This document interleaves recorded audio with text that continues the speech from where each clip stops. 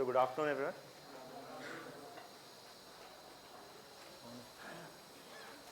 So in the last class, where did we stop exactly? Hyderabad. Okay. Okay. So first Anglo-Maratha War, Anglo-Carnatic War we had written about. So we had talked about the first Anglo-Carnatic War. We had also talked about the second and the third also. We did not talk about the third. That anyways we will recapitulate again because. So basically we have written till 1748. Now 1749 to 1753. 1749 to 1753 we talked about was the second, right? Anglo-Carnatic War, and 1754 to 63 or 1757 to 63, depends from where you're reading, but that is the third Anglo-Carnatic War. Here I talked about one of the important battles, and that was the siege of Arcot, right? We talked about the siege of Arcot, that many argue that it is the siege of Arcot which was the turning point as the French imposed, as the British backed the Muhammad Ali, and Muhammad Ali imposed a decisive defeat on the French in the region. So the siege of Arcot was a key battle because it shifted the balance of power decisively against the French in the second Anglo-Carnatic War. And if there was a battle which was more important than the Battle of Plassey, it was this battle of Arcot, or the siege of Arcot, which started shifting the balance much before 1757 in favor of British vis-a-vis the French in the region. So that is something that we talked about, right? We talked about the third Anglo-Carnatic War also. Now I'm not getting into the detail of the second again. I had explained it to you that day, right? So, and anyways, कोई नहीं पूछेगा किसने किसको मारा, ये कोई नहीं पूछता है. Okay, one thing that you need to understand is you can always, as I was saying from the first class itself, that you can study history in many different ways. Okay, you can, for example, you can study every war also. What happened, how many wars, how many battles happened in the war, what happened in exactly each of these battles, who fought whom. That is not going to be asked. What they are going to ask, you have to focus upon that. You cannot, otherwise, I'll tell you one thing. If you read Maratha history proper, if you want to read each and every detail of Maratha history, that is the Oxford Companion for Maratha history, which comes in 3 volumes. Okay. So, if you look the Oxford Companion of Indian History, it comes in 15 volumes. Okay, modern Indian history. So, there is, if you want to go in depth, you can go in as much depth as you want. There is no limit to it. Okay, but it is not going to help you in the exam. What you have to focus upon is selectively, especially the 1700 to 1800 period, you need to only know the causes and the significances of battle. Names, dates, etc., they become important only during the 1800 onwards. Okay, if you start, you already, by the time we finish 1700 to 1800, you will already have some, even in the 1700 to 1800 period, even when will they do it selectively, you will have at least 30 names to remember in 1700 to 1800 itself. From 1800 to 1947, there is a good enough number of names and dates to remember. So if you're going to be very over enthusiastic about remembering names and dates from now itself, then you'll end up remembering nothing. Right? And I always like to take one very good example from ecology. Vulnerable species, critically endangered species, endangered species. There's a whole list. Every year there is also one question which comes from there. Okay, that which of them are critically endangered, which of them are endangered. But that list is so big that if you try remembering it, it is impossible. So what is the approach? You don't study it at all? No. You at least ensure that what is coming, those names which are repetitively coming in the newspaper, you know at least that much. That you know the dugong or the sea mammal is what. You know that the hornbill is what. You know that the great Indian bustard is what. Itna aapko pata hona chahiye. You go and try to remember each and every name category, you will not end up remembering even the basic ones. And the same thing is here. in the start of the preparation, if you try to bombard yourself with too much information, you will have over information. And information, too much over information is like noise. And noise is not music to your ears. Okay? And the same thing is with reading. If you end up endlessly reading everybody think about who killed whom, nobody is going to ask you that. That is why I said if you look at the papers, you look at the past 4 or 5 years papers. Do not go for 10 years or 15 years prelims papers or mains papers, because if you see, that is where you see the pattern. Okay. So keep this much in mind, and we'll discuss more things as and when they become relevant later. Now the 1754 to 63 period, I told you that the third Anglo-Carnatic War is happening. The third Anglo-Carnatic War was the final round of war, and it is in this third Anglo-Carnatic War that the English and the French are again pitted against each other. And in all these wars they are pitted against each other, not just in India but also in North America. It is in the third war that the English are decisively routing the French both in North America as well as in India, right?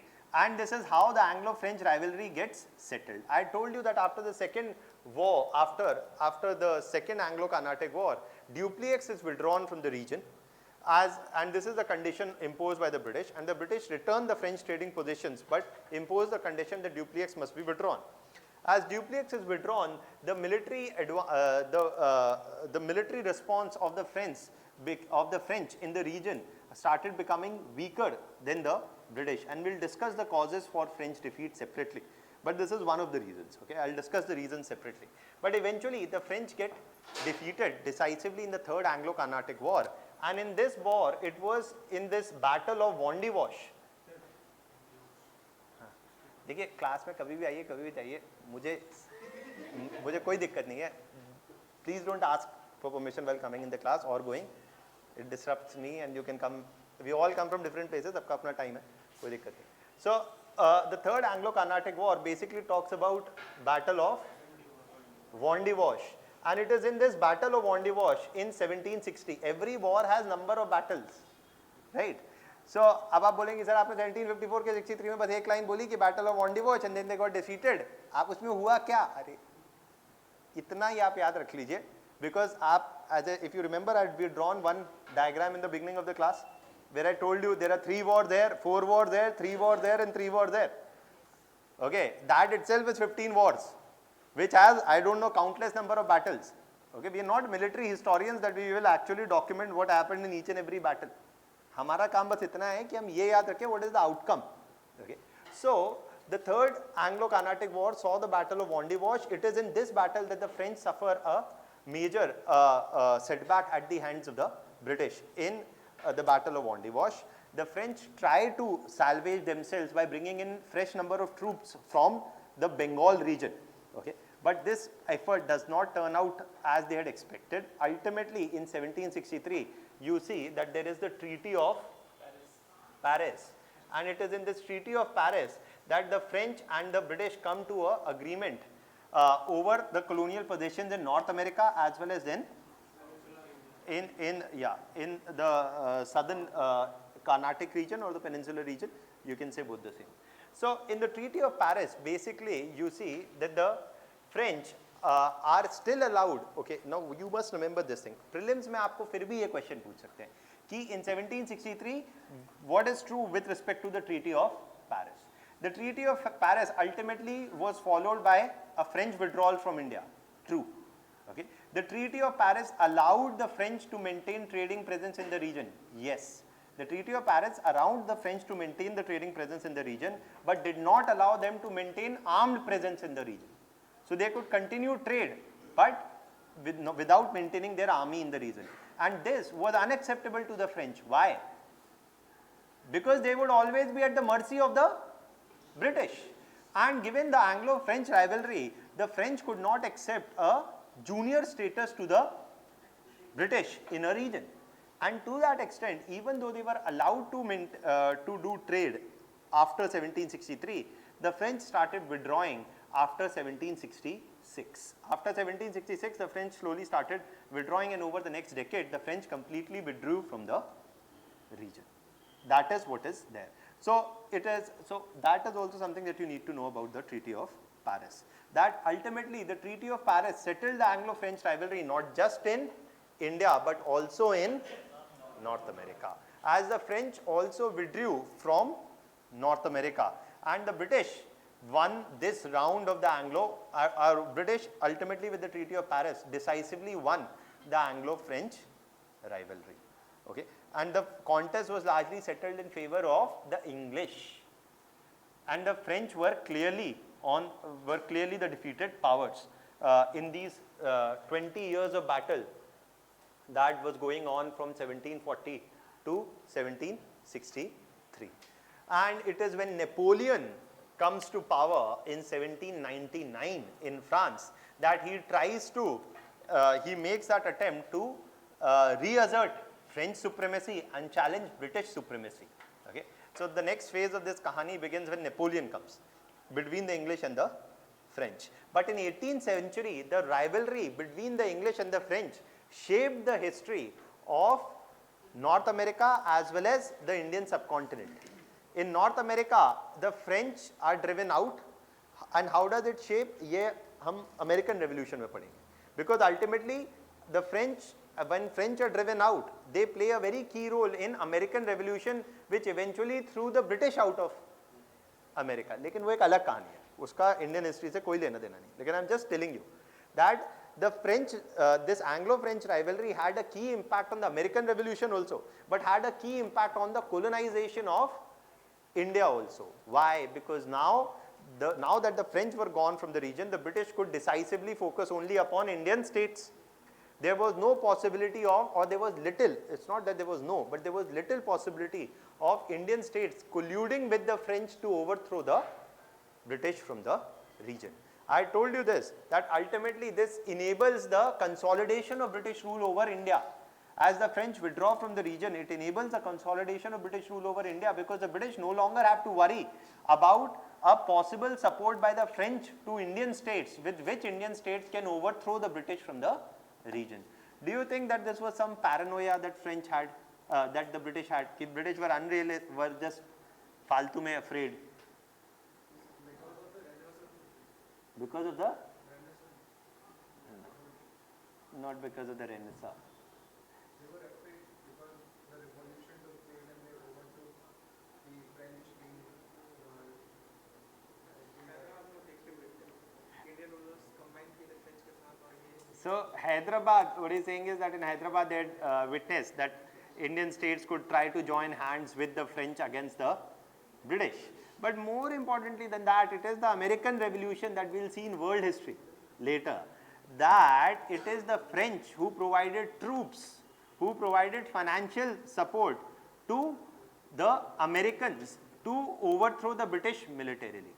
So their fears of the British came true a decade later. In 1776, there is the American Revolution, in which with French troop support, American revolutionaries overthrew the British colonial rule from US, or which later became the United States. So that possibility is not something that was very distant or unrealistic, that the Indian states could not join hands with French against the British. That possibility was there, and that possibility gets more or less eliminated after 1763.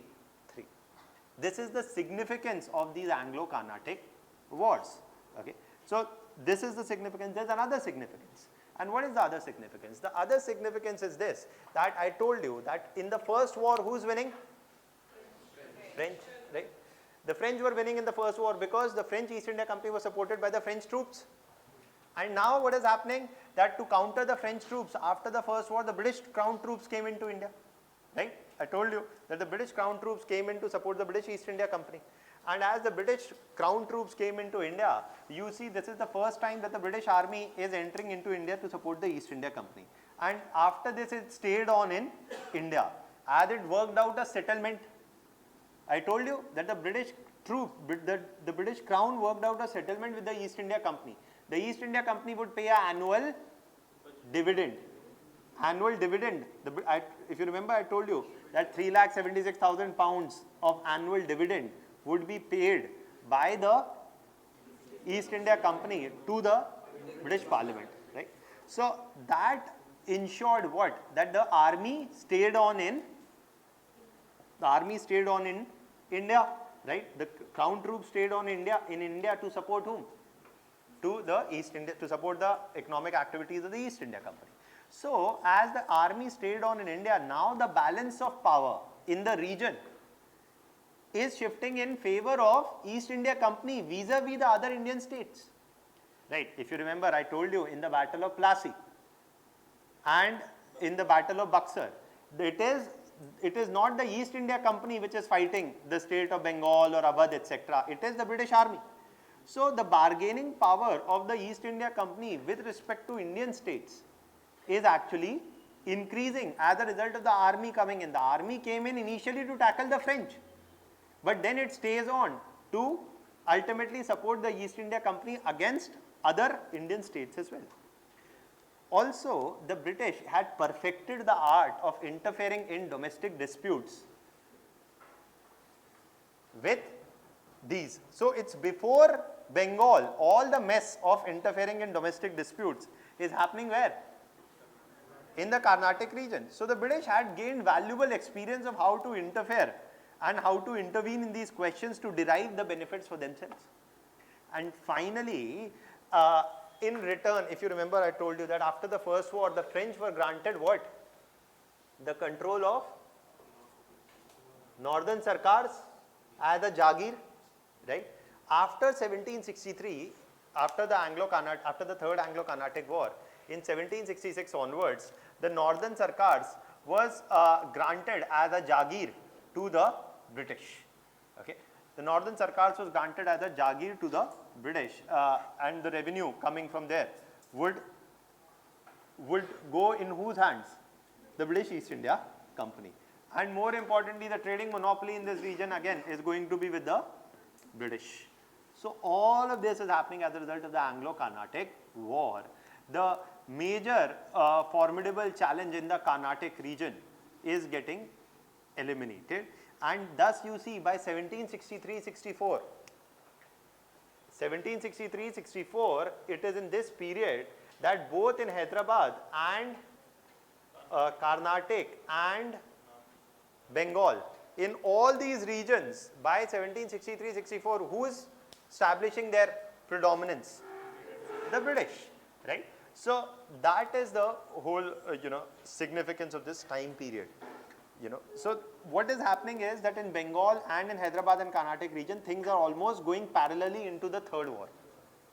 Right? The third war, there is a parallel involvement in both the Hyderabad and the Carnatic region. So आपसे अगर question पूछेंगे, so they can ask you two questions from here. Discuss the causes and the significance of the Anglo-Carnatic Wars. Okay. There can be a question around this, and they can frame it in 2 or 3 ways. For example, they can frame it like this, that the colonial rivalry between the English and the French shaped the history of 18th century India. Discuss. So that, how did they shape? By causing Anglo-Carnatic Wars, and what is its impact? वो पूछ वही रहे हैं, लेकिन question को पूछने का तरीका बदल जाएगा. Okay, that is it. Or they can make a question like this, that to what extent it would be correct to say that the Anglo-Carnatic War determined the future of 18th century India. Discuss. Okay, and that is where you again talk about the siege of Arcot and what is their significance and all these things. So these are the kind of questions that they can ask. Maximum in the prelims, if they want to ask something from here, the only thing that they can ask about is the Treaty of Paris. Okay? Because they have to give a concrete question that with reference to the Treaty of Paris, which the following statements is true. Okay? I'll just give you time to ask question. So is this much clear? Okay. Just one more thing, and then I'll give you time to ask question. Is the causes for the French defeat. Why is it that the French get defeated in both India as well as partly in North America? So the answer for this comes from 3 or 4 factors. First is that the fighting of more than 2 decades of war was financially financially very expensive or draining for both the English and the French. It was draining both for the English and the French. However, the French were financially weaker than the British. Okay. The French were financially weaker than the British, and the war ultimately drained both Britain and France. But the French turned out, or the French found it difficult to bear the expenses to the extent that by 1760s in India, some of the soldiers who were stationed in India, they were not even being paid salaries on time. Okay. That is there. Secondly, in terms of naval superiority, the British naval fleet was bigger than the French naval fleet. And to that extent that in arena of naval superiority, the British Navy was superior to the French Navy. Thirdly, the leadership of people like Dupleix, who knew the local terrain, who had much better contacts and linkages with the local, was not available. So Dupleix was withdrawn after the Second War, right? And so the leadership of able military generals like Dupleix was not available as France went into the decisive round of the Third War. Okay. And the fourth was that some of the French military generals like Count de Lally, who replaced Dupleix, did not enjoy the support of middle level of French commanders.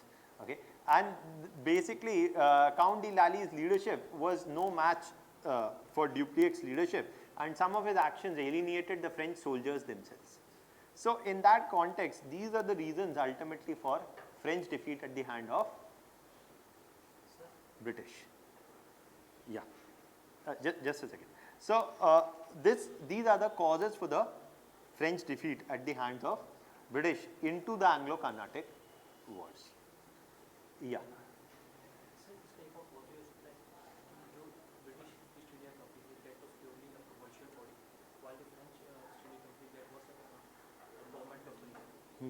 That was a government company. And since the time was like for the French Revolution, they were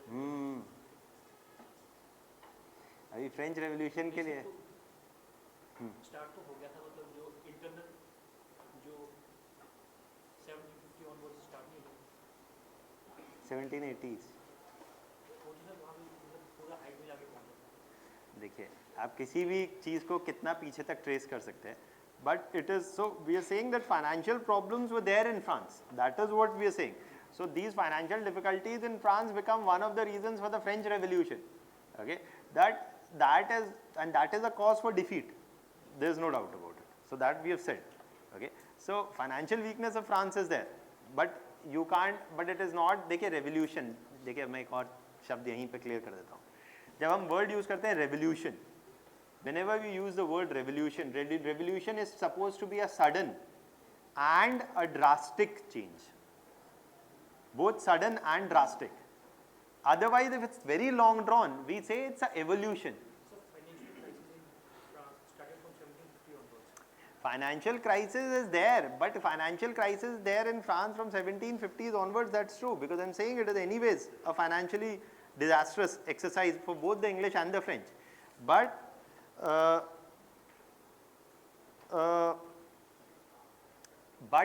that is just one of the reasons. And the French Revolution जब हम पढ़ेंगे तो आप बहुत सारी चीज़ें हैं, तभी तो वो financial disaster तो if one is to accept your idea, then financially it was problematic not just for France but also for Britain. And if finances was the reason for the French Revolution or the only major reason for the French Revolution, then it could have broken in 50 also, 60 also, 70 also, 80 also, but it breaks out only in 1789. There are a number of other things which happen. There are many other causes. At least 10 other causes are there. Okay, there is the American Revolution also, which is also a cause for the French Revolution. There are many things. So वो बात की बात. Clear? Yeah.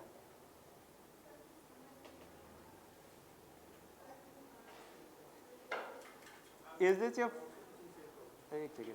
your first class? हाँ. So what is अच्छा कितने लोगों को fast लग रहा है? इसमें से कितने लोग पिछली 3 क्लासेस में आए थे? नहीं, इसमें से देखिए इसमें से कितने लोग पिछली 3 क्लासेस में you were there? See, what I'm doing right now is only mostly a revision of what we have done. Okay, देखिए 2 चीज़ें हैं. आप ये भी मुझे बताइए, आपको अंग्रेजी में if you finding it too fast as how I speak, और कि अंग्रेजी समझ में आ रही है लेकिन क्या समझा रहे हैं वो समझ में नहीं आ रहा है, ये प्रॉब्लम है कि जो अंग्रेजी तो समझ में आ रही है लेकिन अंग्रेजी में क्या बोल रहे हैं वो समझ में नहीं आ रहा है. So basically what you need to do is, आपको जो, अगर आपने पहले क्लास नहीं करी है तो आपको प्रॉब्लम होना 100% तय है ना,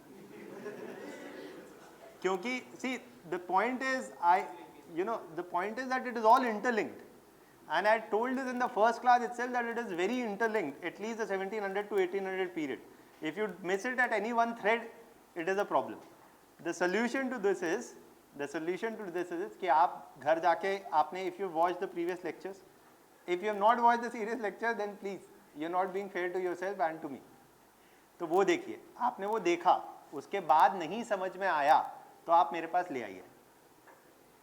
But I can't be starting something from the start अगर you have a particular problem, क्योंकि बाकी जनता है जो क्लास में शुरू से बैठी है ना. So that is there. आप, how many of you have not watched the lecture before? तो वो देखिए ना, आप पहले आप वो देखेंगे तभी तो आपको समझ में आएगा, क्योंकि जो मैं यहाँ बात कर रहा हूँ, अब मैं बोल रहा हूँ कि 1740 to 63, what is 1763-64, the British are decisively routing a victory in Hyderabad, Carnatic and Bengal. अब आपने बंगाल अगर पढ़ा ही नहीं है तो आप कैसे मैच होगा, राइट? हाँ बोलिए.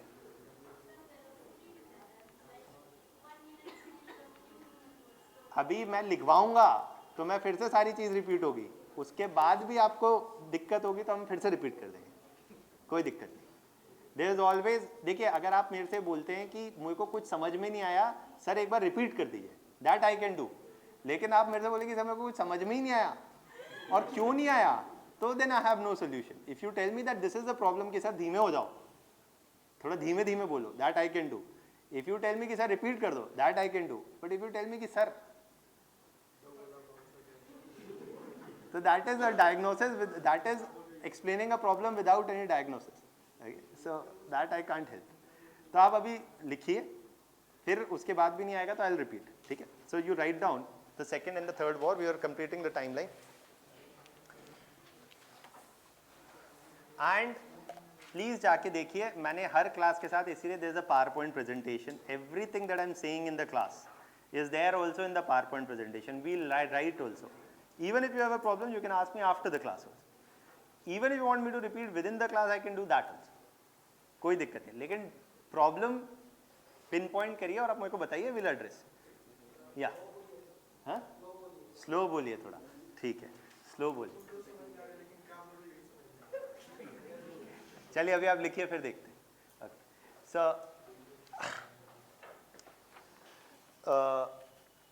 we had written till first Anglo-Carnatic War, right? First Anglo-Carnatic War we have written, right? Second and third?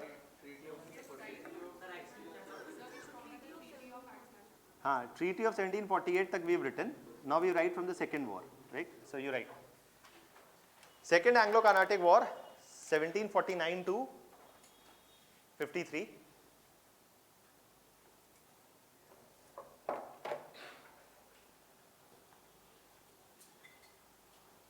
Second Anglo-Carnatic War, 1749 to 53.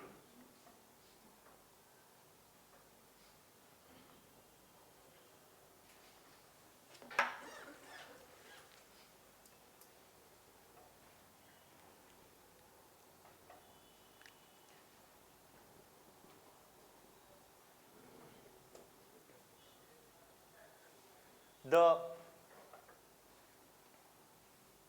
second war broke out following the death of Asif Jahan I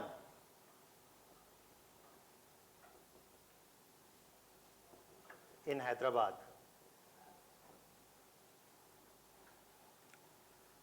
As the succession dispute emerged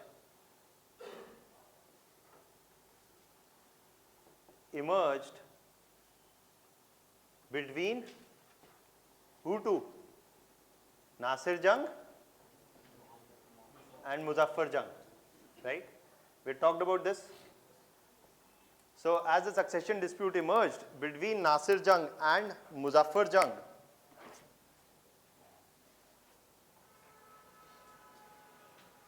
as the succession dispute emerged between Nasir Jung and Muzaffar Jung,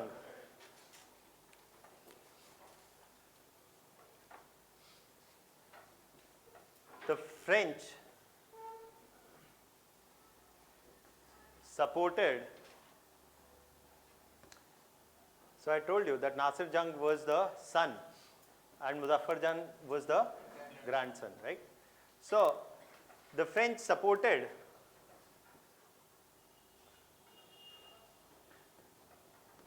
Muzaffar Jung while the British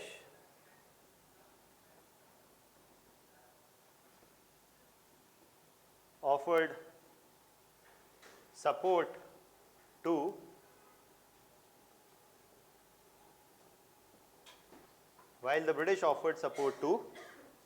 Nasir Jung.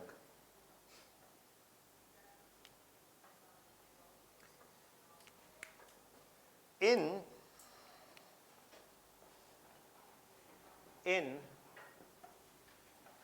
the Carnatic region,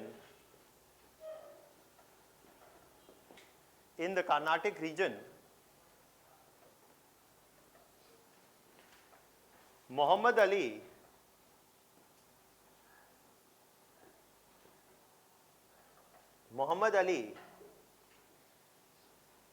staked claim to the throne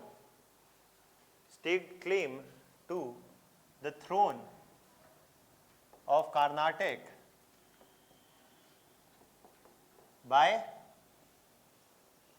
assassinating Chand Sahib. See, Anwaruddin gets assassinated, only after that Chand Sahib comes to the throne, right? And when Chand Sahib comes to the throne, it is now Anwaruddin's son, Muhammad Ali, right? We discussed that Anwaruddin's son, Muhammad Ali, is the one who is now staking claim to the throne, and he assassinates Chand Sahib, right? So the ultimate baseline क्या है? आपको जो याद रखने वाली बात है वो ये, that ultimately it is in the Carnatic region Muhammad Ali, आप bracket में लिख लीजिए चाहे तो, the son of Anwaruddin, Nawab Anwaruddin, the son of Nawab Anwaruddin, who was the erstwhile ruler or the Nawab of the Carnatic region, staked claim to the throne of Carnatic by assassinating Chand Sahib. 1751, it is the siege of Arcot. 1751, it is the siege of Arcot or the Battle of Arcot, in which Muhammad Ali, supported by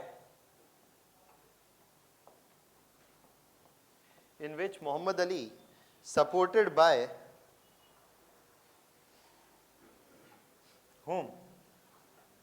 Supported by the British troops, inflicted a defeat on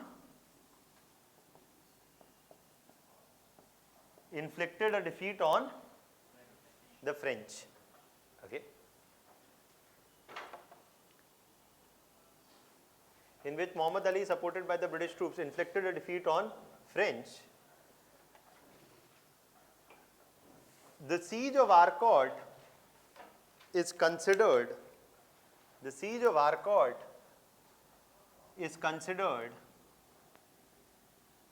as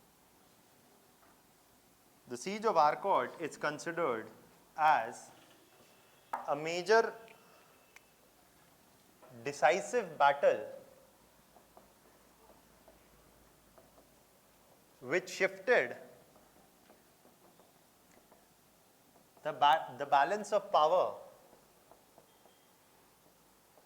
in the region, which shifted the balance of power in the region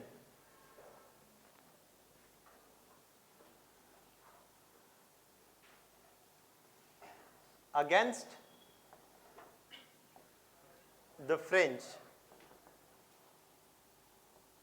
vis-a-vis the British. Many historians argue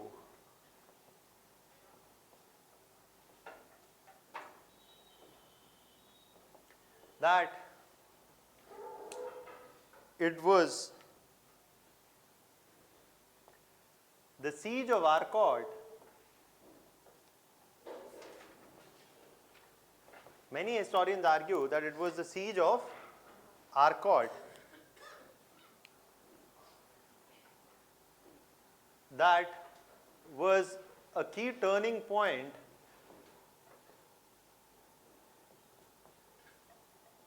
in 18th century.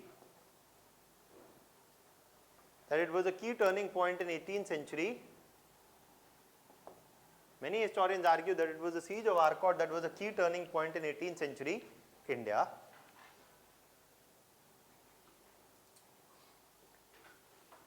And much before the Battle of Plassey, it shaped the history of the subcontinent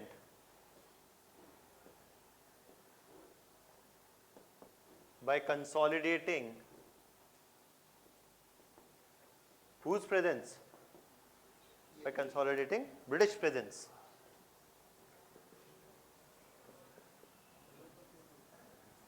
By consolidating British presence in the region.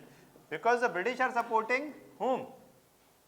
Because the British are supporting Muhammad Ali, right? So that is why it is consolidating the British presence in the region, right? Clear? Not clear?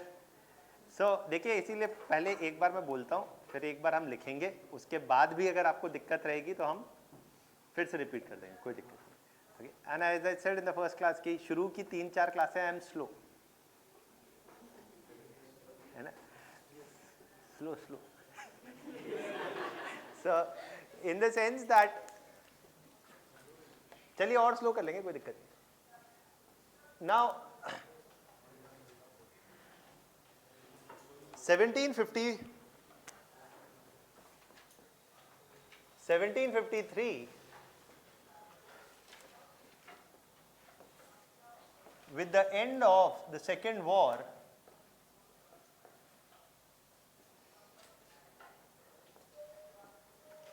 the British imposed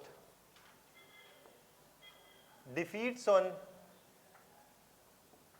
French in both Hyderabad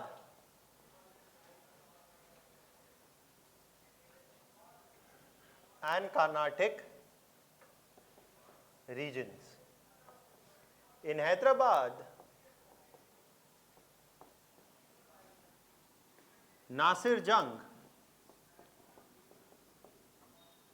and his supporters and his successors, with British support,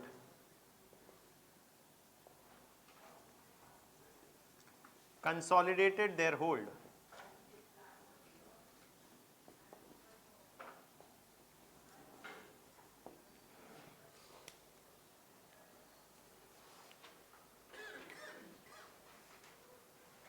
However, hold.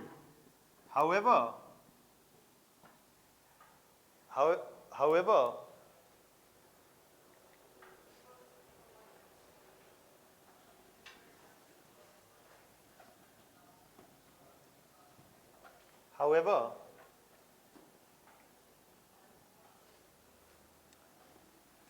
the British and French agreed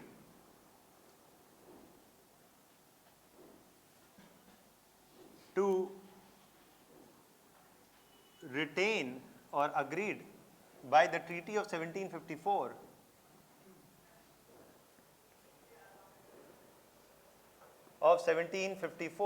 to cease hostilities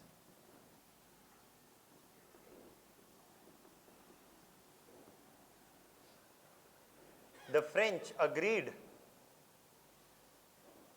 to withdraw dupliques from the region. The French agreed to withdraw dupliques from the region, and the French agreed to withdraw dupliques from the region, and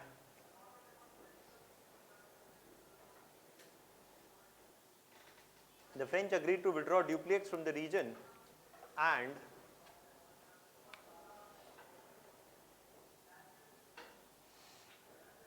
were allowed to retain their trading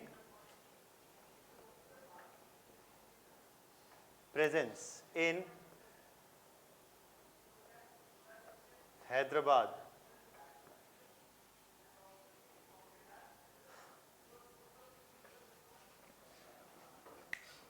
Right.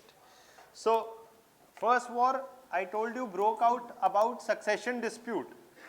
The first war from 1740 to 48 broke out because of succession dispute over, started where? Europe. If you remember, first Habsburg Empire, right? The first war happened because of the succession dispute that happened within Austria, right? On the Habsburg Empire. The second war is happening because of the succession dispute within Hyderabad and the Carnatic regions in South India. The third war is again beginning because of what? Or hostilities are again resuming over what? The colonial contest between Britain and France in North America. So I told you कि अगर आपसे causes पूछते हैं तो आप answer में कैसे लिखेंगे? That firstly you write the cause of the first war, the dispute over, the succession dispute over the Habsburg Empire and its impact on India. The second war, the dispute, the succession dispute in Hyderabad and Carnatic region, and which is seizing with Treaty of 1754 and has the siege of Arcot. And the third war, which is again starting as a colonial contest between Britain and France, as both sought to oust each other in North America, and it spilled over into India, right? So that is the, so let's write about the third war.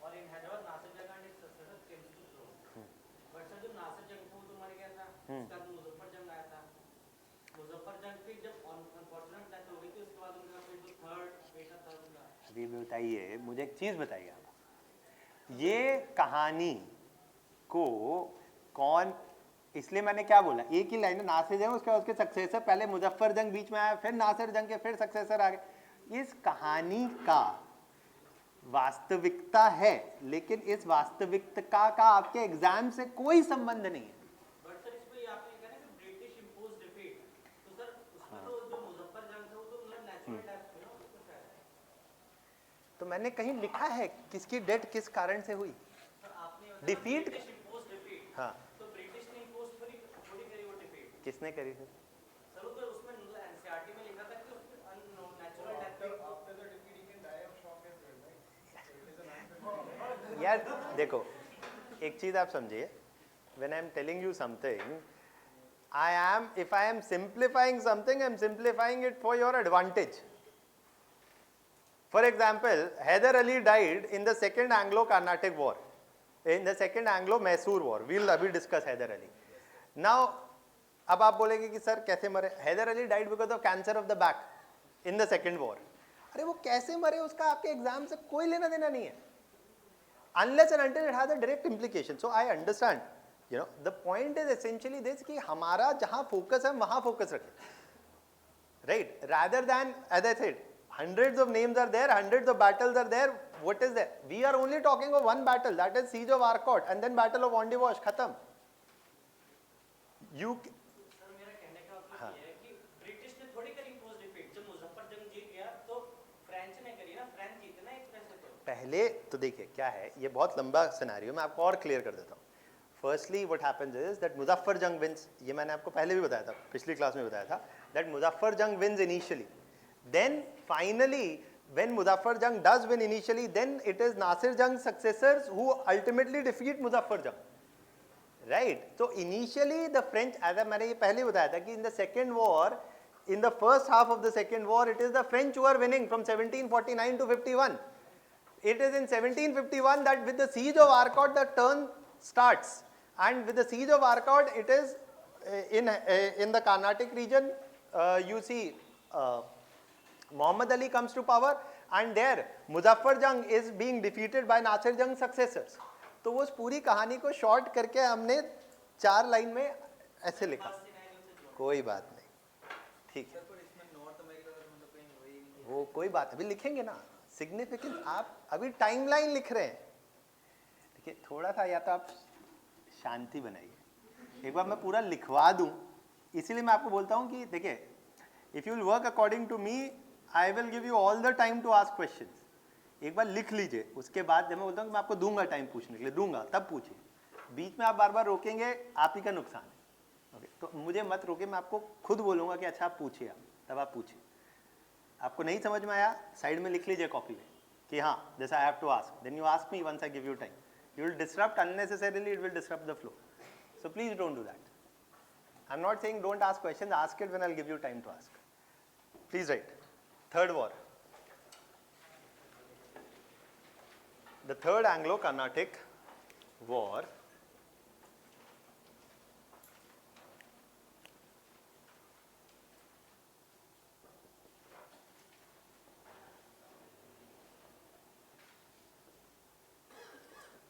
from 1754 to 1763, right? 1754 to 1763. Now,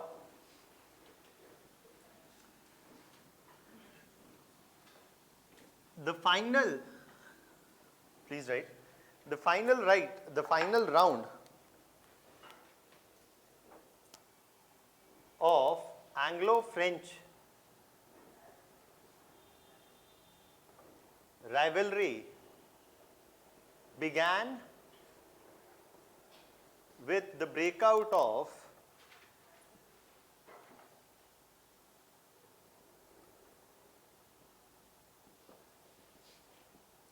the colonial dispute, between English and French in North America,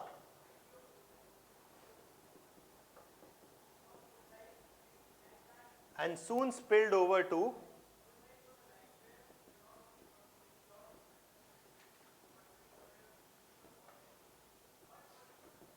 India.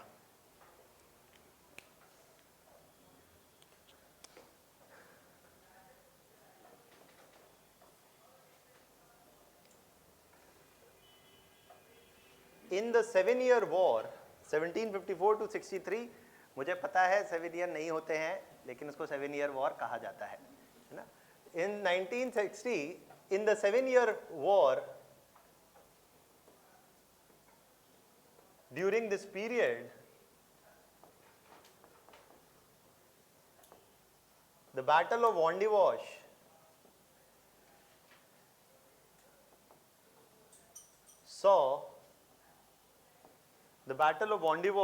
saw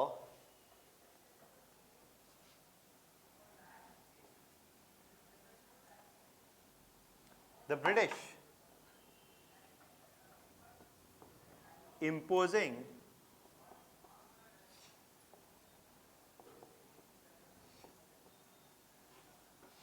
key defeat or a major military setback to the French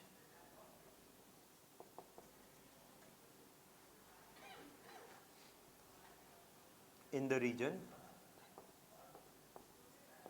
1763, it is the Treaty of Paris.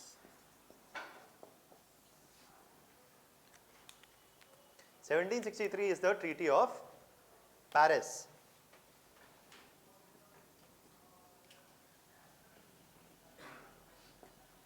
(1763) is the Treaty of Paris, following which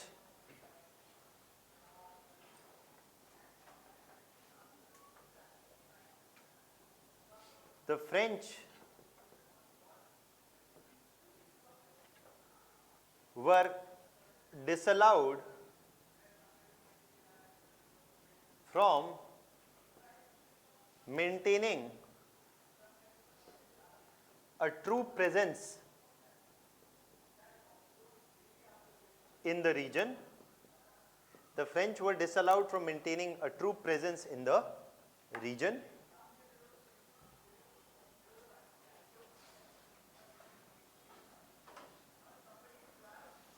The French were disallowed from maintaining a true presence in the region.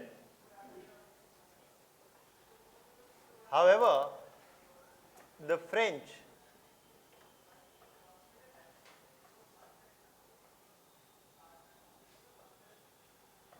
could not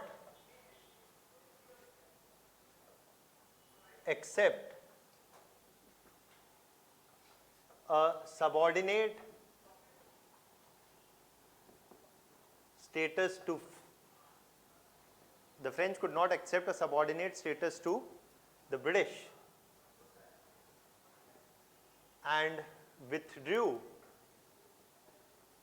their trading presence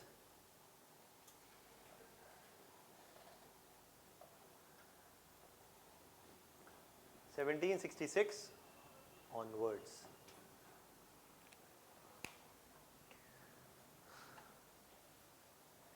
And withdrew the trading presence 1766 onwards. So, if one talks about the impact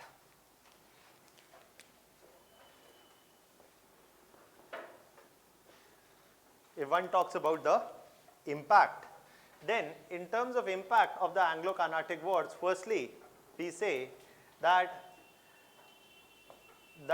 the impact of these Anglo-Carnatic Wars, or they can give you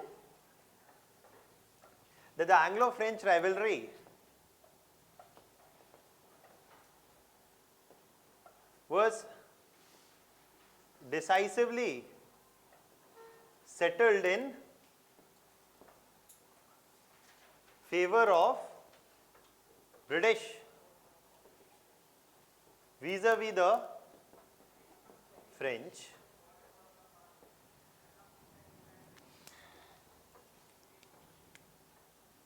In both Hyderabad and Carnatic region, in the subcontinent and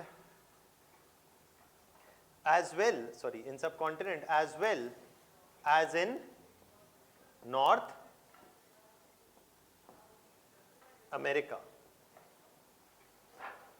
So this is the impact of the wars from 1740 to 1763, right? These 20 years of wars had this impact of settling the Anglo-French rivalry in the favor of British vis-a-vis the French in both Hyderabad and Carnatic region in subcontinent as well as in North America. Okay, with the Treaty of Paris. So if you just have any doubts, you can put this here also, that in this Treaty of Paris, the French are withdrawing from Carnatic and Hyderabad region in India as well as from North America. Okay, so the French are basically withdrawing, and this is the first impact, right? So that is there. The other impact is what? That the possibility of the French colluding with the possibility of the native Indian states colluding with French to overthrow the possibility of the native Indian states colluding with French to overthrow the British from the region seemed remote.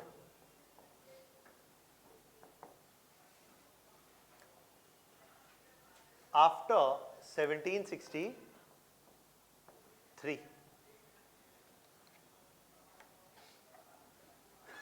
Third,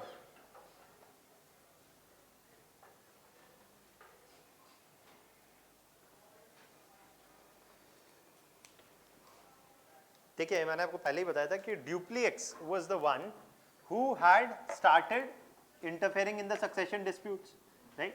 So the British learned the art from the French, but perfected it to the level that the French could not. So we also write that the British perfected the art of interfering in succession. The British perfected the art of interfering in succession disputes to expand their influence in Hyderabad, Carnatic, in Hyderabad and Carnatic region. Later, similar templates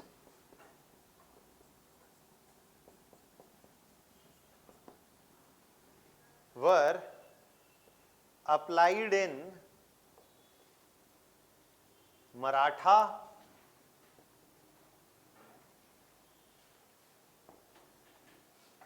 Bengal, Maratha and Bengal regions as well.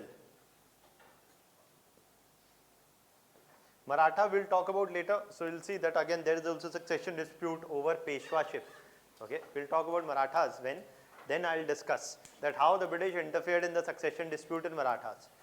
We also saw that as the succession dispute emerged in Bengal between Ghasiti Begum and Sirajud-Dowla, that is where also visible.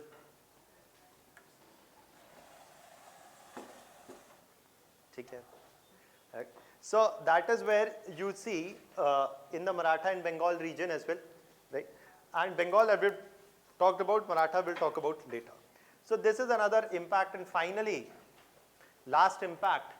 देखिए, one of the things is that when people start writing answers, what you do is you write a khichdi. Okay? हाँ, ऐसा हुआ था, everything you'll write. But from, if I am a checker, what I want to see is clarity. Okay? That yes, you know, is, देखिए, answer writing का पहला step is you should know what you have to write. The second is to organize it. And organization, this is the way to organize. Where you are clearly, yes, all points are interrelated. You can say कि sir आप एक ही point के 4 point बना रहे हो, हाँ, है ना? You can argue at some level that these all of them are interrelated. So you can, I can write all of them in a paragraph also. But firstly, it does not show. What it does is it makes it difficult for me to know whether you actually know all the points or not. And if you write it clearly, differentiated as 4 points, it makes my job easier. If it is my job is easier, then your job will be, your possibility of getting the job is easier, right? So that is that. Now, so the last point that we say is that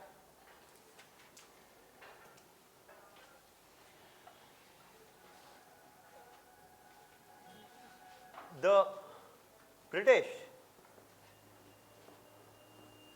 hold over the Hyderabad region increased significantly as the northern sarkars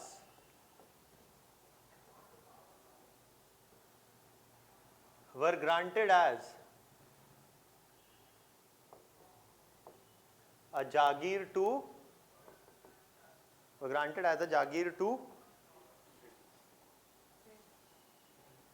British after 1766. It was granted to the French initially, but after 1766, once the French are thrown out, now it is being granted as a Jagir to the British. This is the impact. Okay. Now, yeah. Can we add one more impact, that trade monopoly?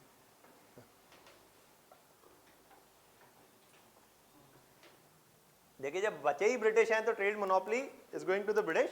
You can add that as well, that the British trade monopoly is extending to the Hyderabad and Carnatic region also. And anyways, the French are withdrawing, right? So the French are withdrawing from this region after 1766. The British, obviously, the British influence, the East India Company's trading monopoly rights are getting extended to this region also. अभी इसमें और चीज़ें हैं कि subsidiary alliance है, all of those things that will come to later. क्योंकि subsidiary alliance बना later था. It is not something which is the immediate consequence of this. We'll talk about that later. Any doubts still here? Impact we've discussed, causes I've discussed. First, second, third war, आप cause लिखिए, explain. मैंने पहले भी बताया कि अगर आपसे पूछते हैं discuss the causes and events that led to World War, cause and events that led to the Anglo-Carnatic Wars, then point out cause number 1 and elaborate on it. That the cause number 1 is the Anglo-French rivalry, over the succession dispute in the Habsburg Empire, and that led to First War, and explain what happened in the First War briefly. Then the Anglo-French rivalry over the succession disputes in the Carnatic region and being a chief consequence for the Second War. Then the Third War, again the colonial contest, right? Starting from North America and spilling over into Carnatic region. They are cause. So cause को elaborate करने के लिए you are defining using a event. Okay. So cause is a point, और ये बात जो मैंने आपको हर बार कह रहा हूँ, मैं भी और कहूँगा कईयों बार, कि हमेशा in answer writing, whether it is in history, polity, wherever, facts, these are facts, right? Who killed whom, in which year, which treaty was signed, that is a fact. That is not a cause. What is the underlying cause is a succession dispute. What war it results in is a fact. That siege of Arcot happened in 1751 is a fact. But the cause is what? Succession dispute, right? So don't confuse cause and events together. Event is used to substantiate a cause. First remember the cause and then remember the event. Don't try to do it opposite. Ki first you remember the event and then you remember the cause. Okay? Ultimately, the whole aim of firstly telling you a timeline is to tell you a story, then tell you cause. Then you use the cause to remember the event. Don't use the event to remember the cause. Okay? Now let's get into, that is all that you need to. Now I am not writing the causes for French defeat. I have given that in the PowerPoint presentation. There are 4 causes for the French defeat जो मैंने आपको बताया. Financial difficulties, naval superiority, financial difficulties of the French, the naval superiority of the British, the withdrawal of Dupleix, right? So, and ultimately the poor leadership of Count de Lally. Okay. So that is the what? Causes for the French defeat. Now we are going to talk about what? Mysore. So अगर आपको फिर भी लिखना है तो ये लिख लीजिए, causes for French defeat. Right? The financial weakness of the French,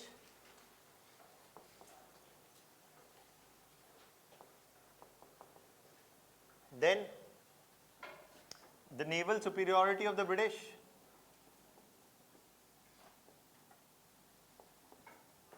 The withdrawal of Dupleix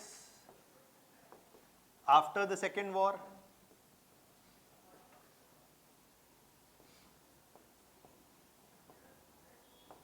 After the Second War. And fourthly is the poor leadership of Count de Lally.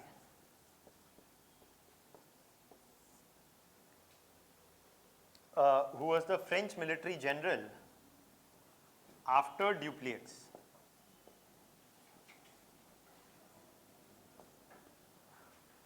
These are the causes for the French defeat. अब हम बात करते हैं about Mysore.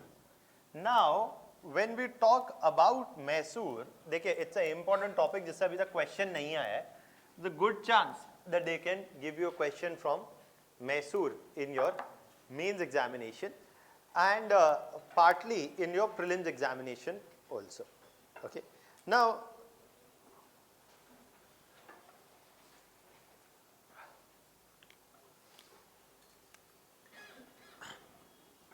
in Mysore, देखिए there are two important things जो question बनते हैं मैसूर में. Shekhar Bandyopadhyay has spent a considerable amount of time writing and explaining in this part of the chapter in his book, where he explains that why Mysore was far ahead of other 19th century, other 18th century Indian states. He says that Mysore was perhaps the most advanced 18th century Indian state or modern 18th century Indian state. So they can ask you a question that discuss to what extent it would be correct to say that Mysore was the most advanced 18th century Indian state. Okay. What made Mysore an advanced state? So the characteristics of the Mysore state is something that we have to look at, and when we talk about the characteristics, we are talking about the administrative structure and the policies of Mysore which made it a modern state. This is indirectly asking that to what extent Mysore was a more advanced state as compared to the Marathas and the Mughal descendant states like Bengal and Hyderabad are existing at the same time when states like Mysore and Marathas also existed. So 18th century India, when compared to Marathas, when compared to Mughal successor states like Bengal and Hyderabad, we say that Mysore is the most advanced state. Why do we say so? That is something that they can ask you a question on. The other question that they can ask you in the mains examination is going to be a direct question on the Anglo-Mysore wars and its causes and significance. Okay. These are the two kind of questions that they can ask you. Let's start with the administrative structure. देखिए, now before we start with the administrative structure also, just a brief background about Mysore. Everybody's written this, right? So if you talk about Mysore, the first thing to know about Mysore is that Mysore was a descendant, or in Mysore it was the Vijayanagara Empire which had ruled till the early 16th century. After the Vijayanagara Empire, it was the Vodeyar dynasty. ये सब हम नहीं पढ़ेंगे क्योंकि medieval India है, हम modern पढ़ रहे हैं, हम पढ़ेंगे after 1700. So it is after the Vodeyar dynasty. In the Vodeyar dynasty, one of the main military commanders in the army of the Vodeyar dynasty was Hyder Ali. It is Hyder Ali who in the 1750s emerges as a prominent military commander.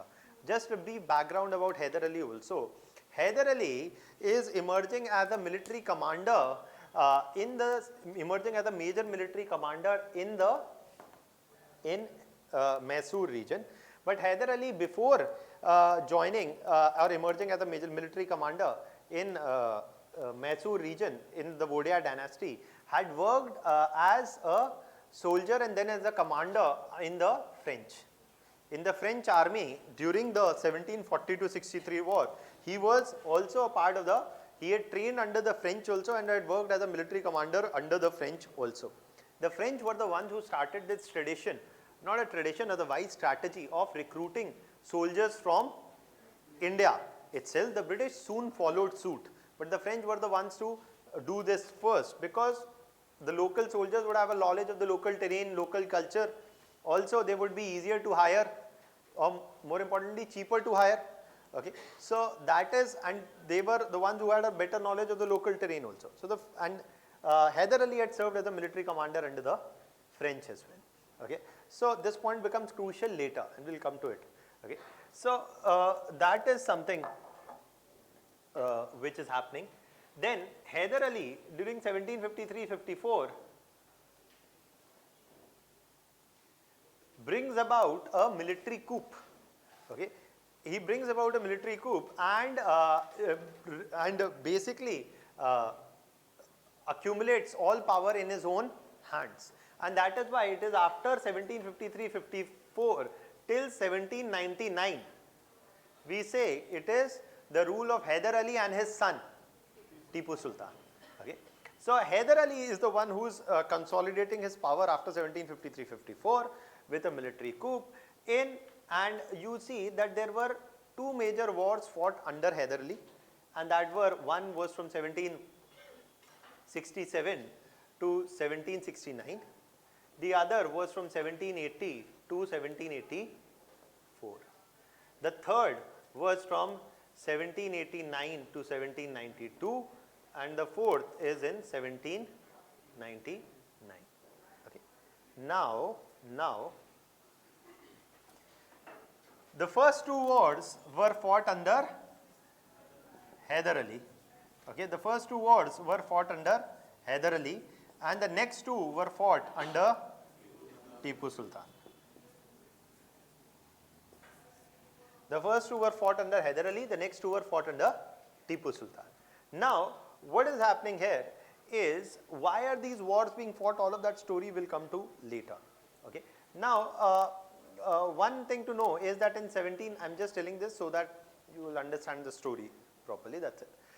No significance actually. But 1782 is when Hyder Ali dies. Hyder Ali dies in the second war, but he is not dying because of the war. So Hyder Ali dies in the second war, and after that comes Tipu Sultan. Okay. So, and Tipu Sultan is Hyder Ali's son.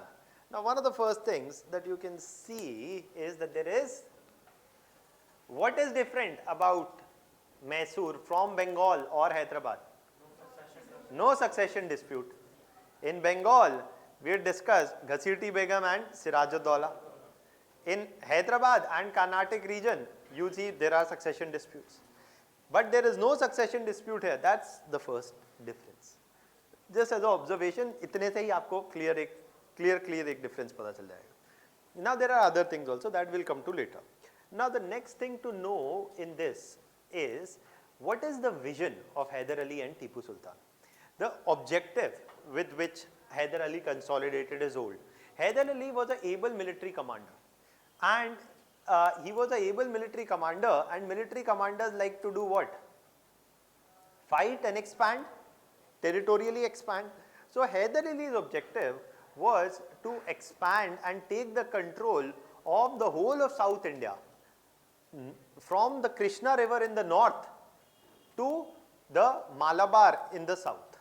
Okay. So from the Krishna river in the north to the whole southern India, both on the coast of both the sides, basically on the coast, on the side of what you see as today as Karnataka, Goa, Kerala, that coast side, and the coast on the eastern side, which included what?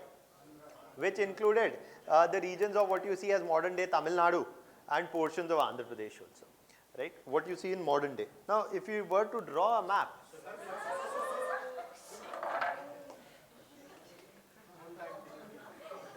okay.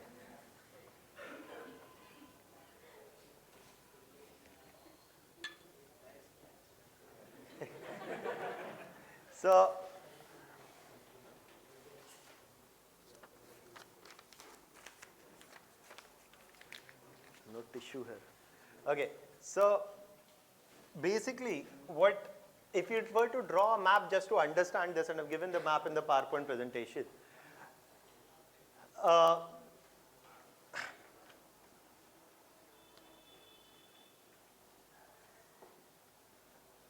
that Mysore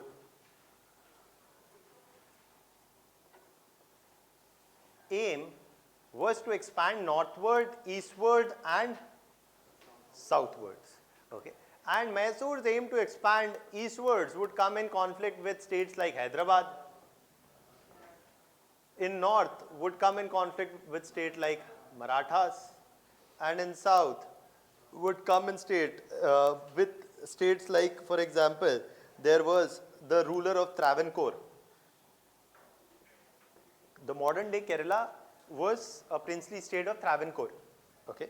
So Travancore was there, and then there was Carnatic region also, right? The state of Carnatic was there, Travancore was there, Hyderabad was there, Marathas was there, and Mysore is there, right? If Mysore is to expand territorially, it will come into territorial conflicts with Marathas, with Hyderabad, or with Travancore, okay? And if that is to happen, and if they have to take the control of both the western coast and the eastern coast, that means there are going to be a number of wars. And why is this important? Why are they not targeting North India? Is because there is no North India. It's our geographical conception ये कि इतने में क्यों रुक गए और ऊपर भी जाना चाहिए. It's predominantly because coastal control is what is required for controlling trade and affluence in the region.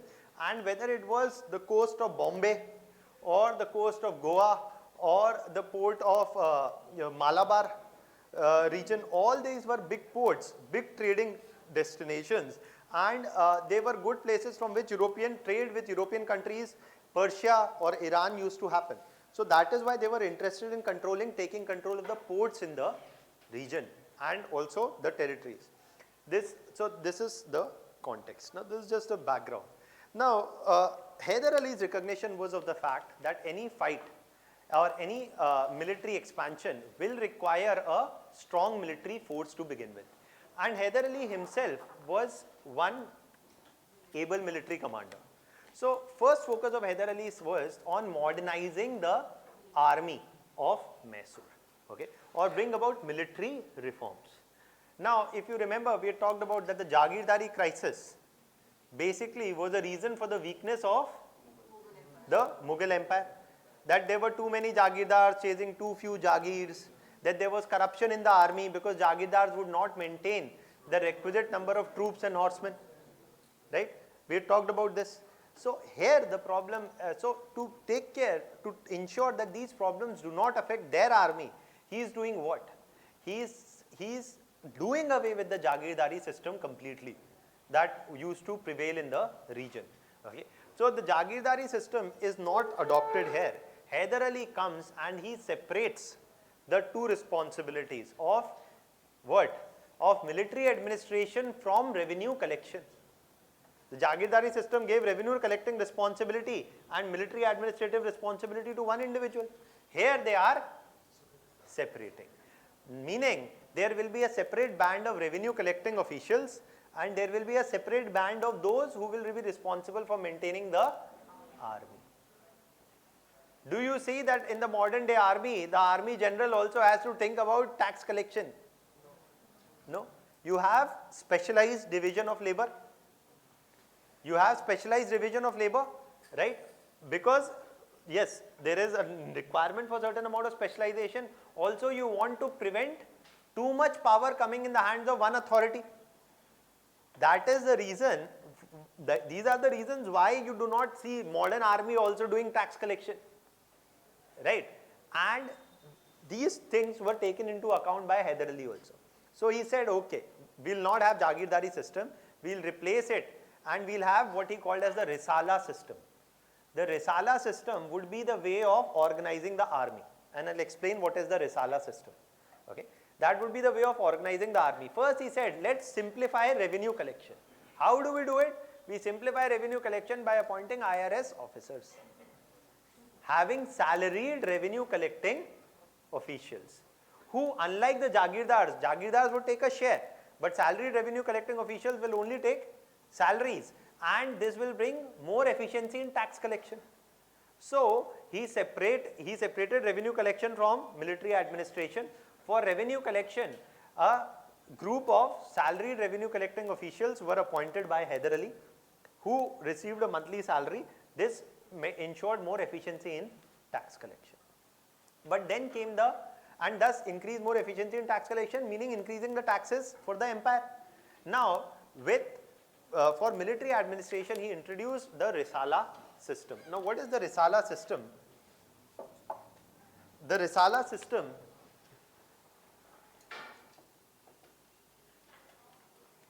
was one in which Hyder Ali was at the head. Hyder Ali appointed a number of military commanders. The responsibility of these military commanders was to oversee and maintain the troops that they were appointed to. So basically a number of troops and horses together, a fixed number of troops and horsemen and horses together constituted a Risala. Risala is like a regiment. Okay. For heading every Risala, a military commander was appointed by Hyder Ali himself personally. Okay. So in this way, basically a number of Risalas were constructed and were made, and to head them a military commander was appointed by Hyder Ali himself. So what do you see? That in this way the military commanders had only one responsibility of maintaining the troops in a state of preparedness, and had nothing to distract them like revenue collection or anything else. Now this is a very centralized system of organizing the army, because the military commanders have no other power except of leading a section, or not leading all the troops only, also even leading only one Risala. So even if one military commander would try and do a coup, the other military commanders would still be under the control of Hyder Ali. So it's a more centralized system of military administration, and the head of all these commanders was Hyder Ali himself. There is no segmentation of power, or there is no powerful intermediary between the king and the army, or the king or the troops. If one military commander revolted also, he could be easily replaced. Okay. And also these military commanders are not very powerful as compared to Jagirdars. Why? Because they do not have revenue collecting powers of their own. Right? They are only getting they cannot maintain an army of their own, because for maintaining an army you will require what? Revenue. Revenue is coming from the king. देखिए, बड़ी simple सी बात है that if revenue is coming from the king, then the military commanders are not very powerful, and if they are not very powerful, they cannot revolt against the king very easily. So it's a very centralized system of military administration, and it is a very centralized system of revenue administration also. The possibility of an intermediary revolting against the king is reducing with a more centralized structure.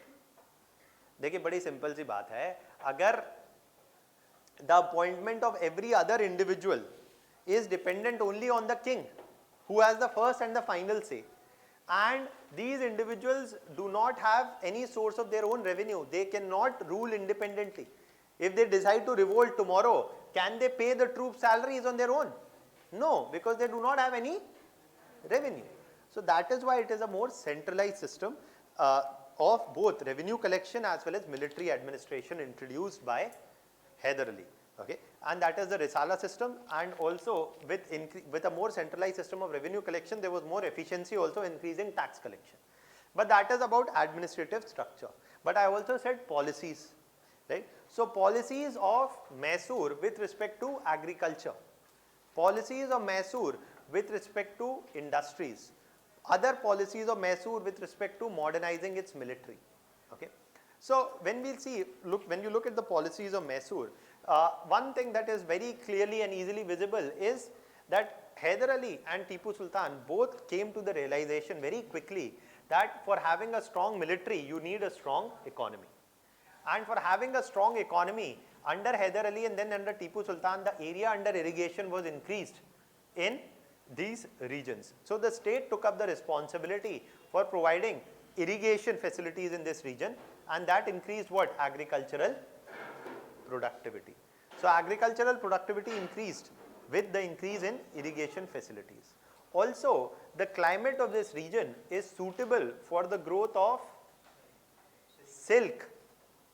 The climate of this region was suitable for the growth of silk and for the growth of other spices or for the growth of other commodities like pepper and cardamom.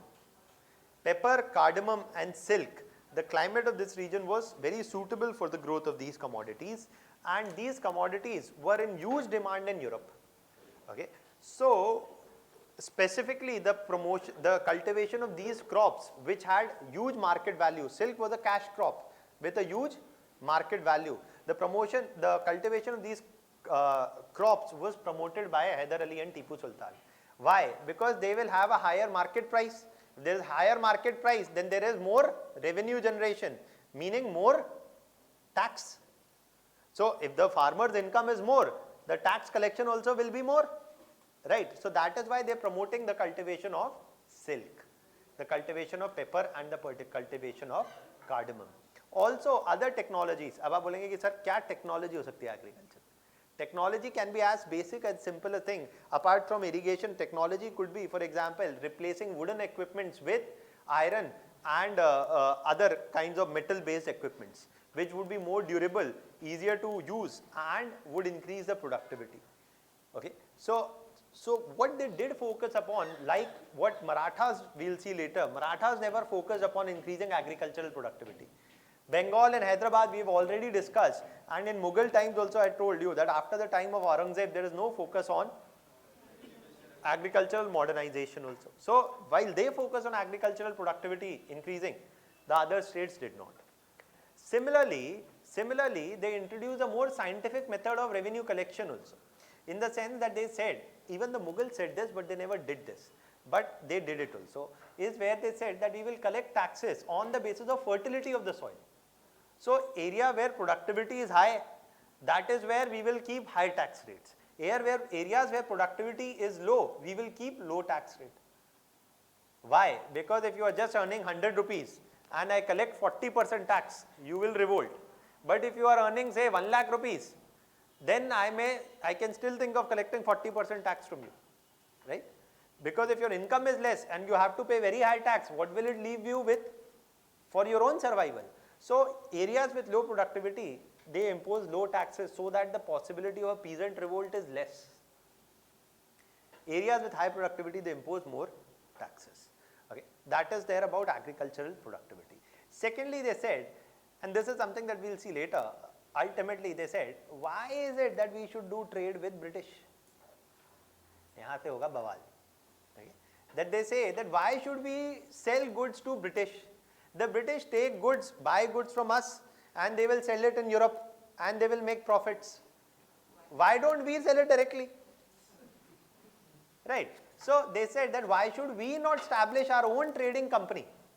And we have ports, we anyway have ports, so we can establish our own trading company and start doing trade with European countries also, and with Central Asian countries also, and with Persia also. So 1760s onwards, they did set up a state trading corporation. Just like the British and the French had their trading companies, the Mysore experimented with the idea of setting up a state-owned trading commercial corporation 1760s onwards to expand its trading links directly with France, with Persia, with Central Asian countries. Okay, Persia is Iran. Okay, and from Iran you can go through Central Asia. Okay, so that is what they also attempted. So they are attempting to increase their trading footprint as well. And for this they said that during Hyder Ali's time and more so during Tipu Sultan's time, in 1780s when Tipu Sultan comes to power, he firstly denied the British the right to use the ports under the control of Mysore. Mysore denied from 1780s onwards, partly under Hyder Ali and more so under Tipu Sultan, the right to British traders, the British East India Company, to use the ports under its control. So the ports under Mysore's control, Mysore disallowed British from doing trade from the ports under Mysore's control. Why? Because they wanted to expand their trading presence. Second, but that is, they're only starting off as a trading corporation, but a bigger reason was also there. This was only a minor reason. The bigger reason was they had seen what had happened in Hyderabad and Carnatic as well as in Bengal. So they had viewed what had happened in Hyderabad and Carnatic and Bengal. So they were apprehensive that if we allow the British presence, too much presence in a region, they will interfere sooner or later. Okay.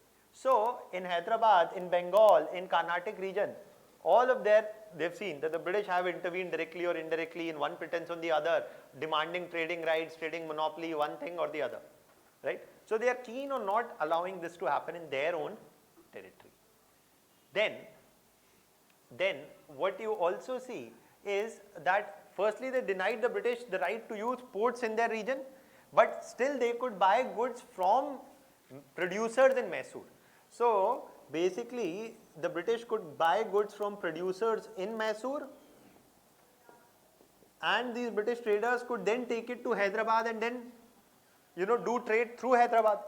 But then in 1780s, late 1780s onwards, Tipu Sultan disallowed any kind of trade link with the British East India Company. Okay, so they are slowly and slowly tightening their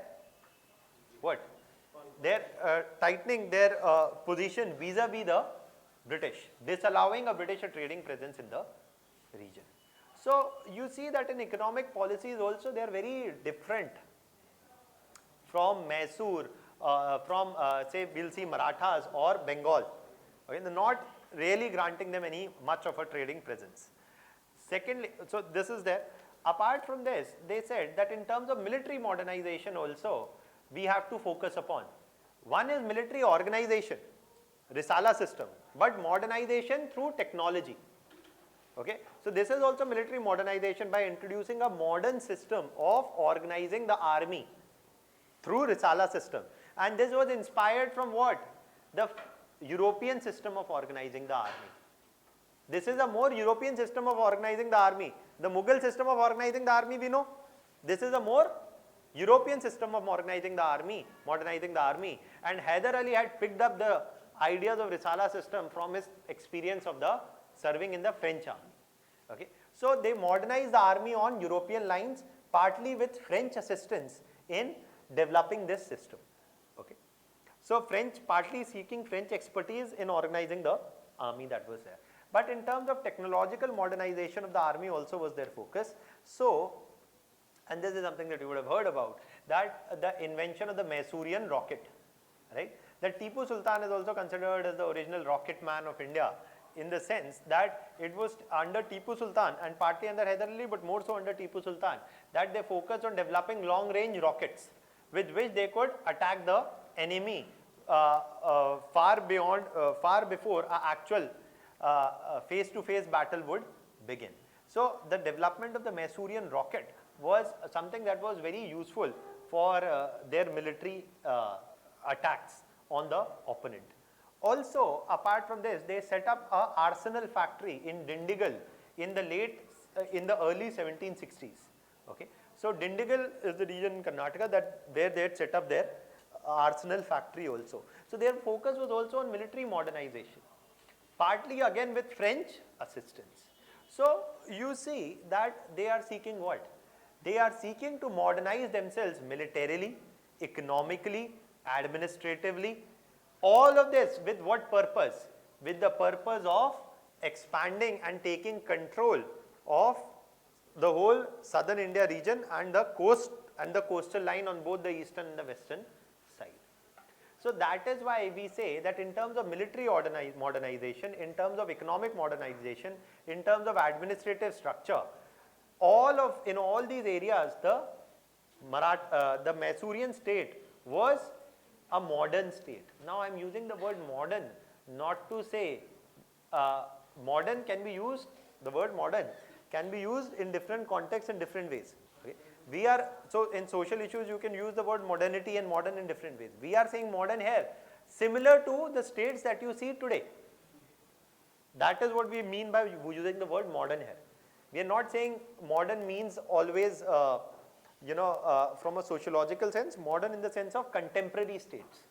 So Mysore was far ahead of other 18th century counterparts which were doing little for military modernization, for technological upgradation, for increasing agricultural productivity, and unlike other 18th century Indian states, they neither suffered from succession disputes, nor did they, they were more keen on denying British a presence in their region right since their beginning. Okay. So in a way they had foreseen, or in a way they had a more far-reaching vision of how to tackle the British. That is it. Is this much clear? Any doubts still here? So what is the Arsenal factory? Arsenal factory is a dedicated factory that they had basically set up to push or to produce more arms. Artillery, including these rockets. Artillery also included partly guns and all also. That is it. Arsenal is not a storage house for storing. Arsenal factory meaning arsenal. Arsenal क्या होता है? Storage house for storing tanks. कि वो आ जाए ना terms. एक time था जब आर्सेनल में tanks नहीं होती थी. So arsenal is something. Arsenal factory manufacturing these weapons. That's what we mean. Okay. Yeah. Anything else? Revenue. Yeah. Revenue official. Revenue officials were appointed separately. Salaried revenue collecting officials were appointed separately. That is that.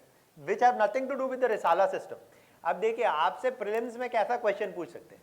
आपसे prelims में ऐसा question पूछ सकते हैं इसी से that with reference to Mysore under Hyder Ali and Tipu Sultan, which of the following statements are true? They'll give you one statement that they introduced the Risala system, which was a specialized system of revenue collection. That's a false statement. Right? They will give you 3-4 statements. For example, they'll give you that major focus was on sericulture and increasing agricultural productivity. That's a true statement. Sericulture is silk cultivation. Right? That under Tipu Sultan, major military modernization with the introduction of Mysorean rockets was witnessed. True statement. So they give you these kind of facts. They will give you fact-based question. But they will not ask you that the arsenal factory in Dindigul, was it set up in 1759 or 60 or 61 or 62? Right? So one has to know facts, but that does not mean always harping too much on dates, etc. I'll tell you which are the important dates to remember. यहाँ पे मैं बहुत आपको लिखवा रहा हूँ कि Treaty of 1748, 1754, 1763, बस उतनी dates याद रख लीजिए, वो बहुत है. Okay. Any doubts still here? Yeah. Risala system is being introduced by Hyder Ali and later carried forward by Tipu Sultan. Risala particularly Hyder Ali, but the idea came from French or European. Yes, so yes, the idea of Risala system is inspired from the way Europeans organize their army. Anything else? So you can write down.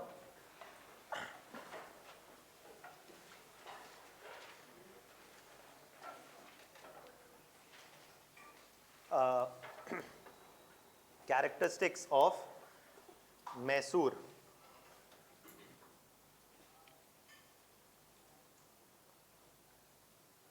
Characteristics of Mysore. Or that, so characteristics of Mysore. You can start writing, I'll dictate. The 18th century Mysorean state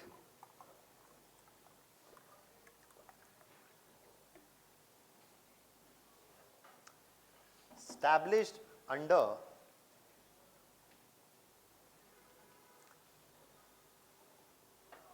Hyder Ali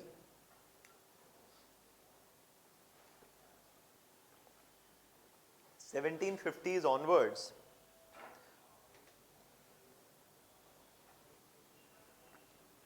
was far ahead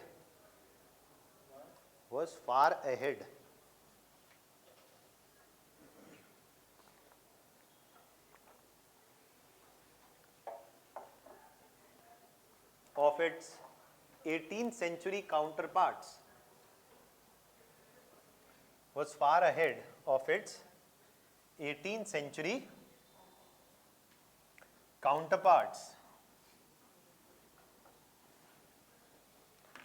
that is Mughals and Marathas,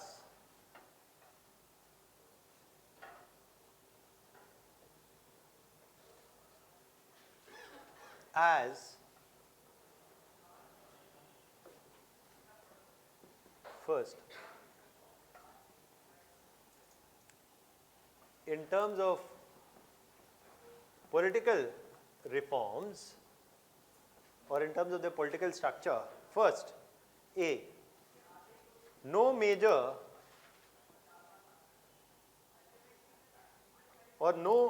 succession disputes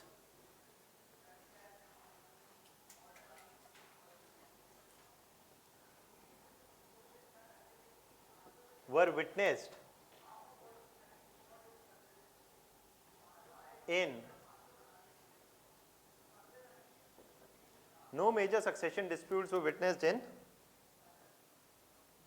Mysore. No major succession disputes was witnessed in Mysore as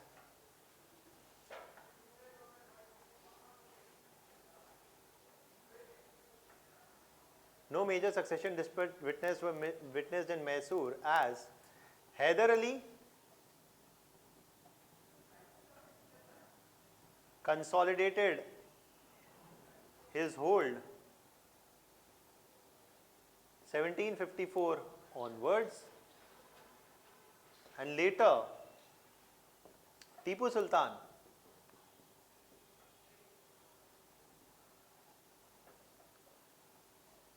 was in charge 1782 to 1799.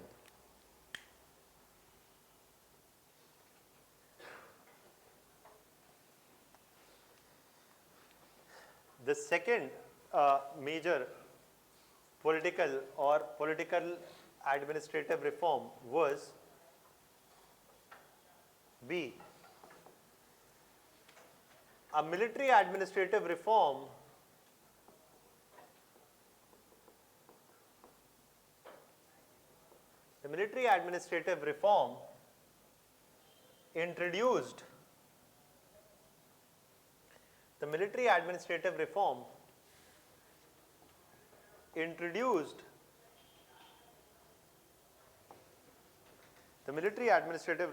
introduced under Hyder Ali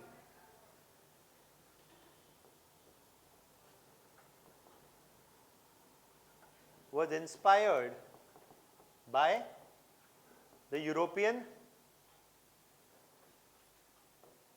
system, especially the French.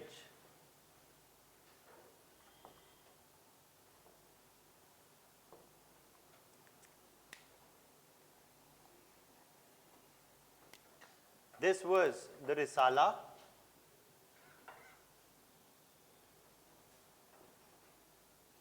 system in which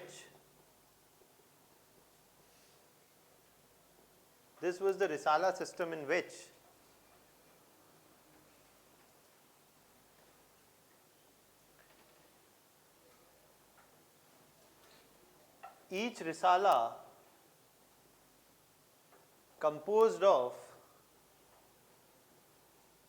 fixed number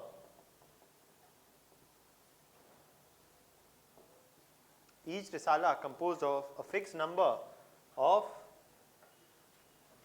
soldiers and horsemen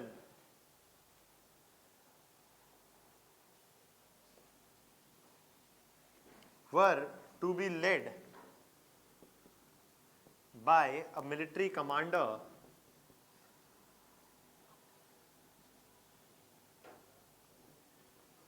appointed by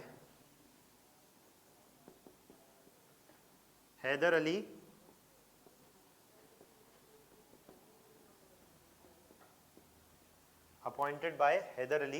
himself.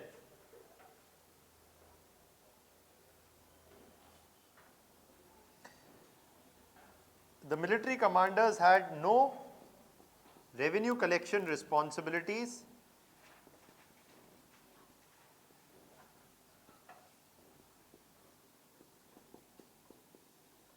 the Risala system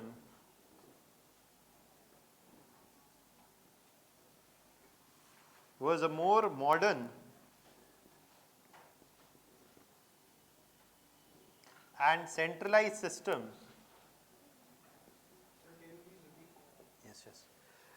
The military commanders had no revenue collection responsibilities, and the Risala system was a more modern and centralized system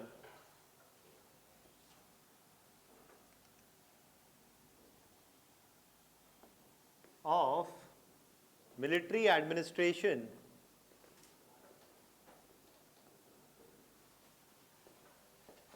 and did not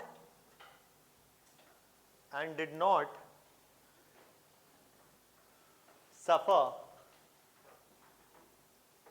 from the pitfalls of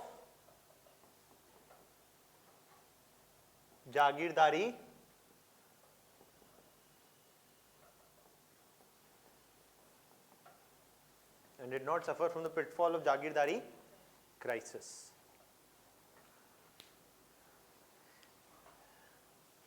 Then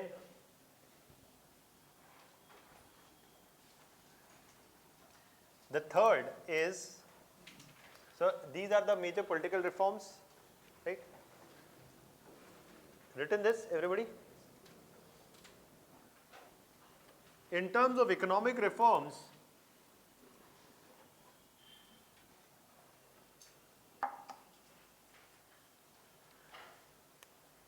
terms of economic reforms, you see, firstly, a more centralized and efficient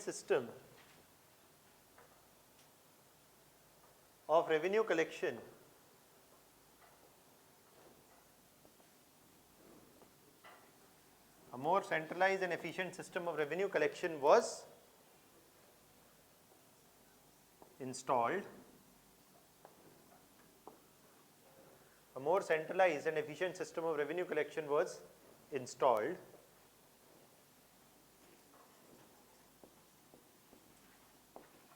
Under which salaried revenue collecting officials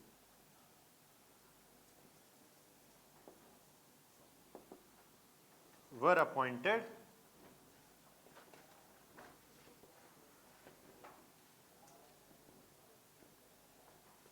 Thus, were appointed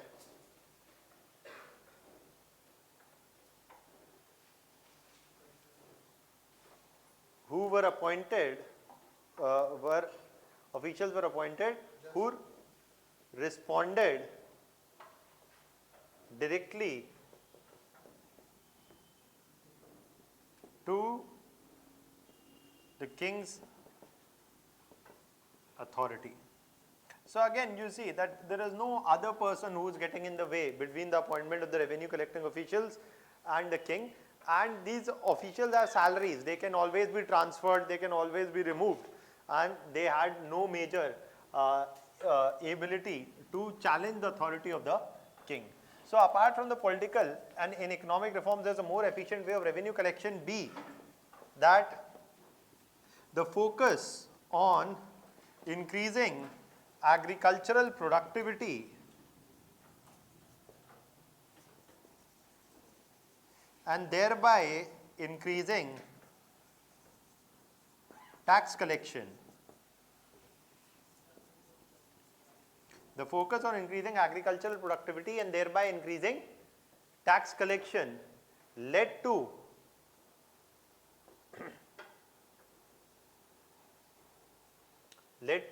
two things. One was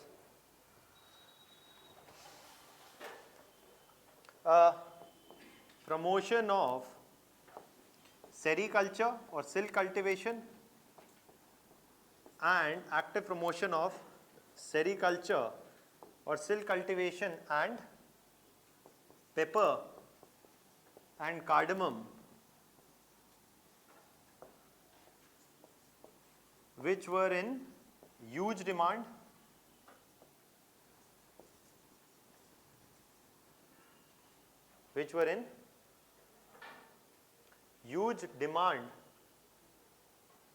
in Europe, Central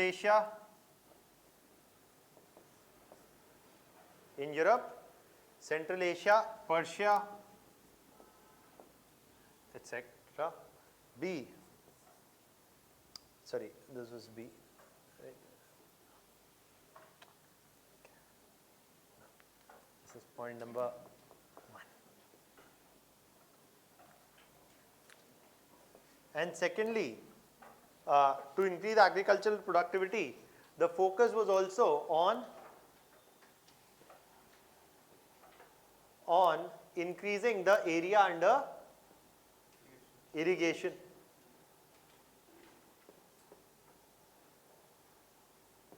Focus was also on increasing the area under irrigation, because that would also increase productivity of agriculture and thereby increasing revenue collection. So that focus was also there. And C,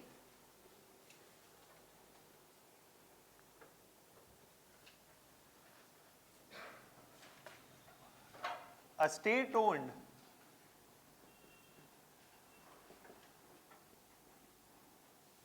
trading commercial corporation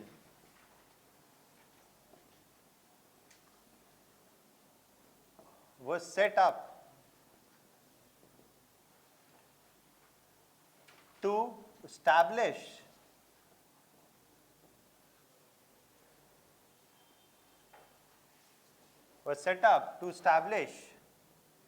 direct trade linkages with Europe, Persia and Central Asia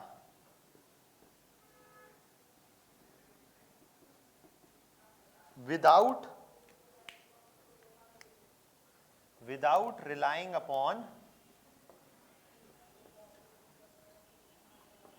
the East India Company to establish, without relying upon the British East India Company or the East India Company to establish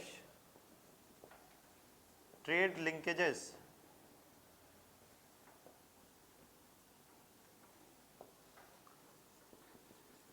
with these regions. So that is another major economic reform that we have talked about that was brought. Now,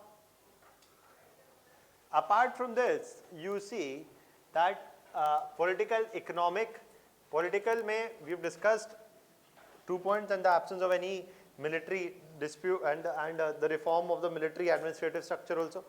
One more point that you must obviously mention separately was the keen focus of technological upgradation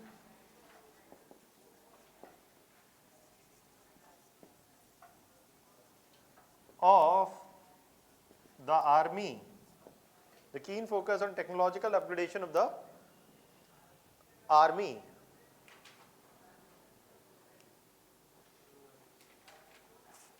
For example, the invention of the Masurian rocket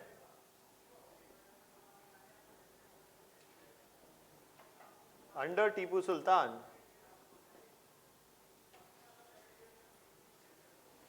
1780s onwards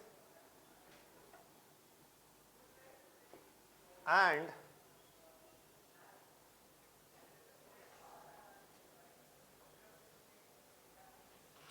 1780s onwards and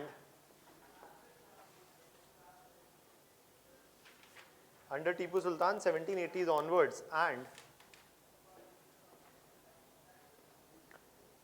the establishment of the arsenal factory in Dindigul, DIN DIGAL, 1760s onwards.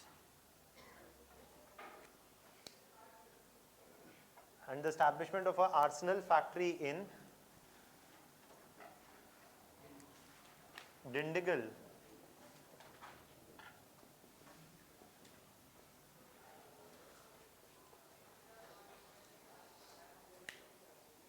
so you can write in the conclusion,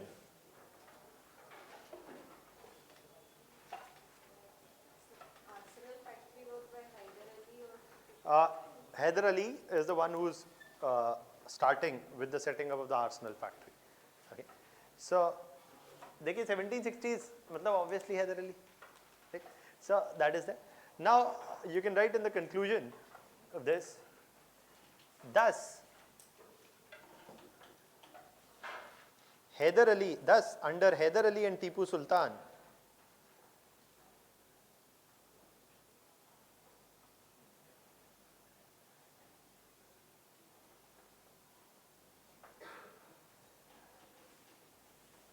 thus under Hyder Ali and Tipu Sultan in Mysore, a major effort was made to establish a centralized administrative structure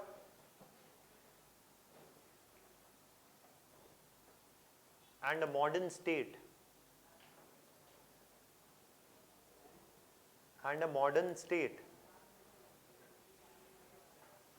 which aimed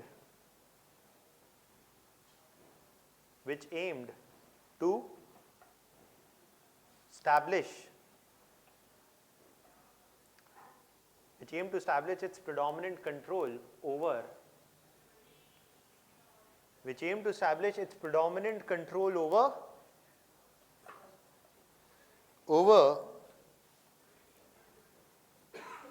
the coastal region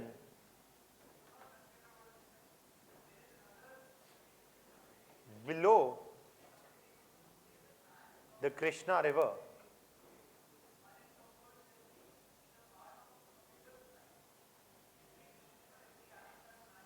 Below the Krishna River.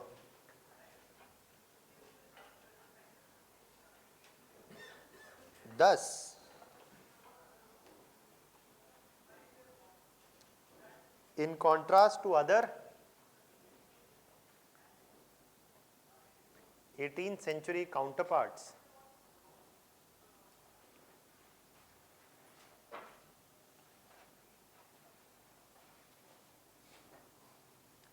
Mysore showed the willingness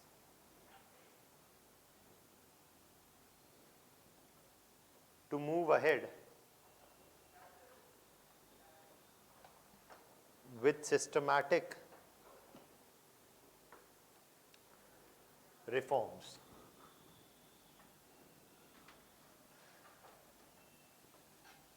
Now, the next thing that we are talking about is, yes, the next thing that we are going to talk about firstly are the causes and, the causes of the Anglo-Mysore wars and what happened in the Anglo-Mysore Wars. Okay, so you'll know. This was the notice with which I cleaned my hand. So you don't have test today. You'll have test on Saturday. No, not Monday. I'll just check.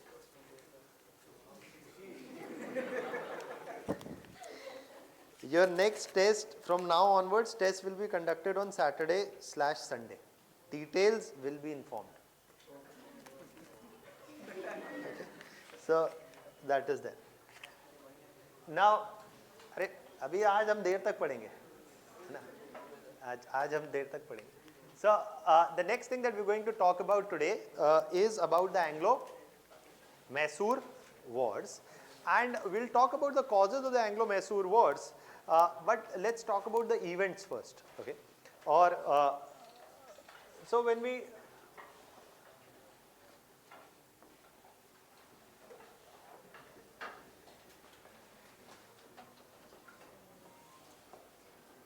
here basically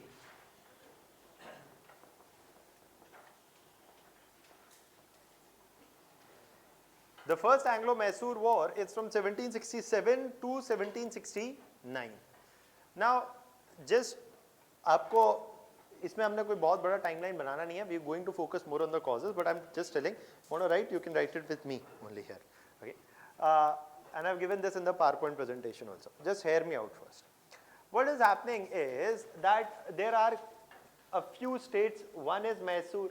Above it is Hyderabad. Then, above it is Marathas, then there is Hyderabad, then there is the Travancore, right?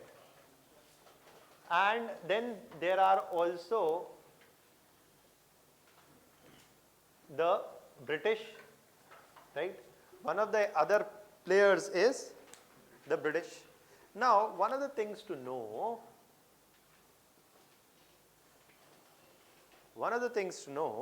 is that the Marathas, Mysore was in conflict with the British. Tabhi to Anglo-Mysore Wars happened. But Mysore was also in conflict with Marathas and Hyderabad and Travancore. Why? Because in the Deccan region, Maratha, Hyderabad and Mysore, these were the three major powers. All were looking to expand. So one of the things to know is that Mysore was a territorial threat for Marathas as well as Hyderabad. Now herein comes some correlation for now. 1763 already Hyderabad is now coming under the influence of British, right? Already Hyderabad is coming under the influence of British.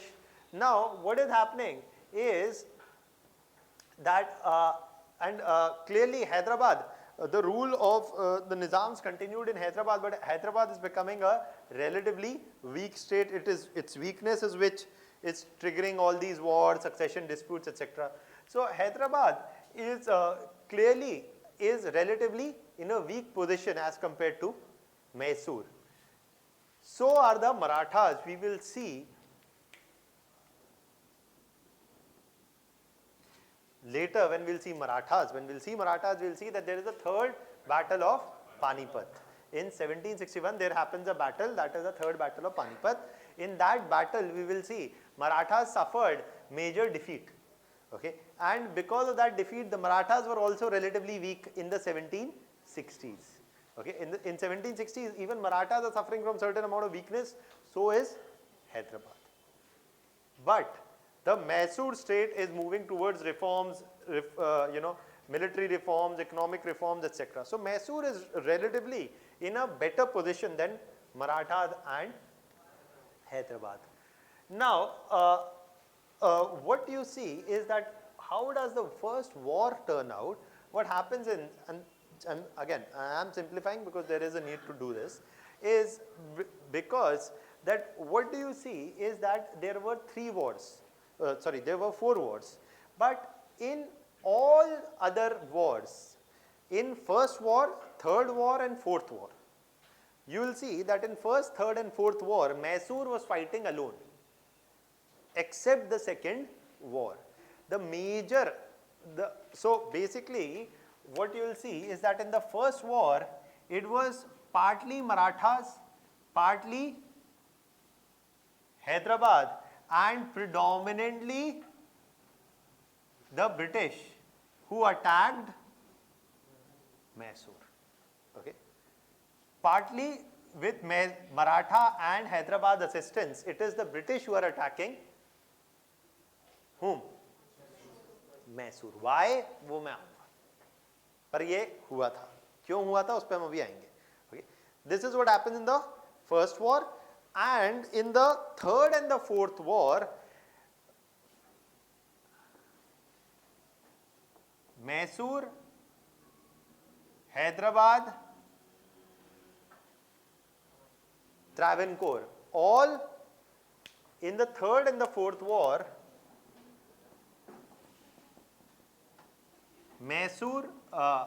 Marathas, Hyderabad, Travancore and British all attack Mysore.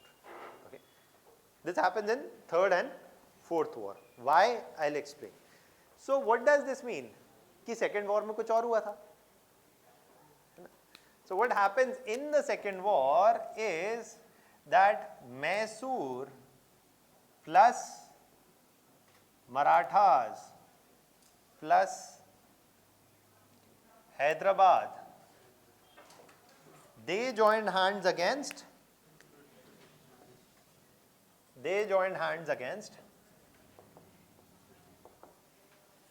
British.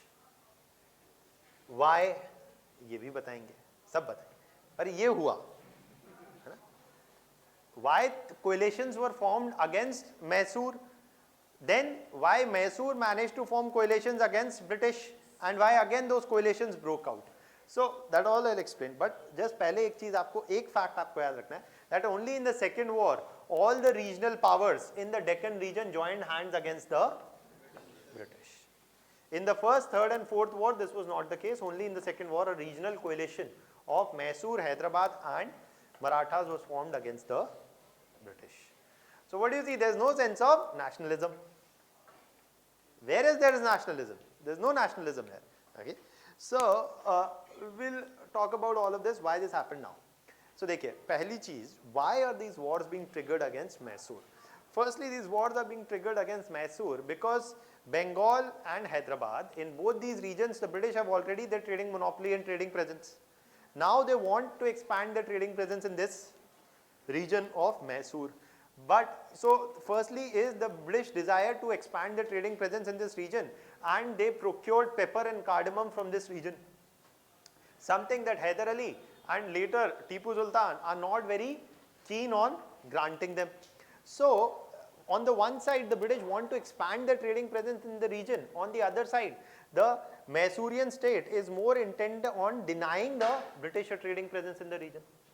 The second thing is the British suspect, given Hyder Ali's linkages, the British suspected that there can be a future coalition or collusion between the French and Mysore, and with that either the French will try to come back with Mysore or at least may collaborate with Mysore to overthrow the British from the region.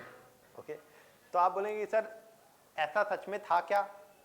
Yes, a certain amount of linkages were there between Mysore and Hyderabad, Mysore and France.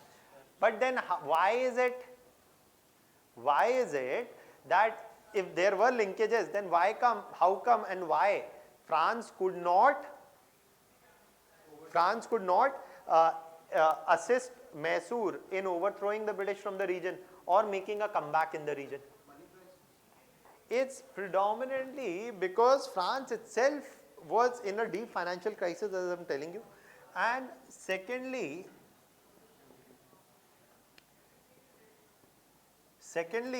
in 1789 to 1792, during the third Anglo-Mysore War, what also happens? French Revolution. So French Revolution happens, monarchy is overthrown in France. वो हम बाद में world history में discuss करेंगे, but there are linkages. Okay, so French Revolution happens in France in 1789 and the monarchy in France itself is overthrown and France remains in a political crisis. Okay, in a civil war situation, in a political crisis, political instability continues in France from 1789 to 99. And in 1799 what happens? There is the 4th Anglo-Mysore War in which we will see that Tipu Sultan died. So by the time France is coming out of the French Revolution, here the honeymoon is over. Okay? Time period is over here. That window is gone. That the French could provide assistance to the regime of Tipu Sultan. Okay?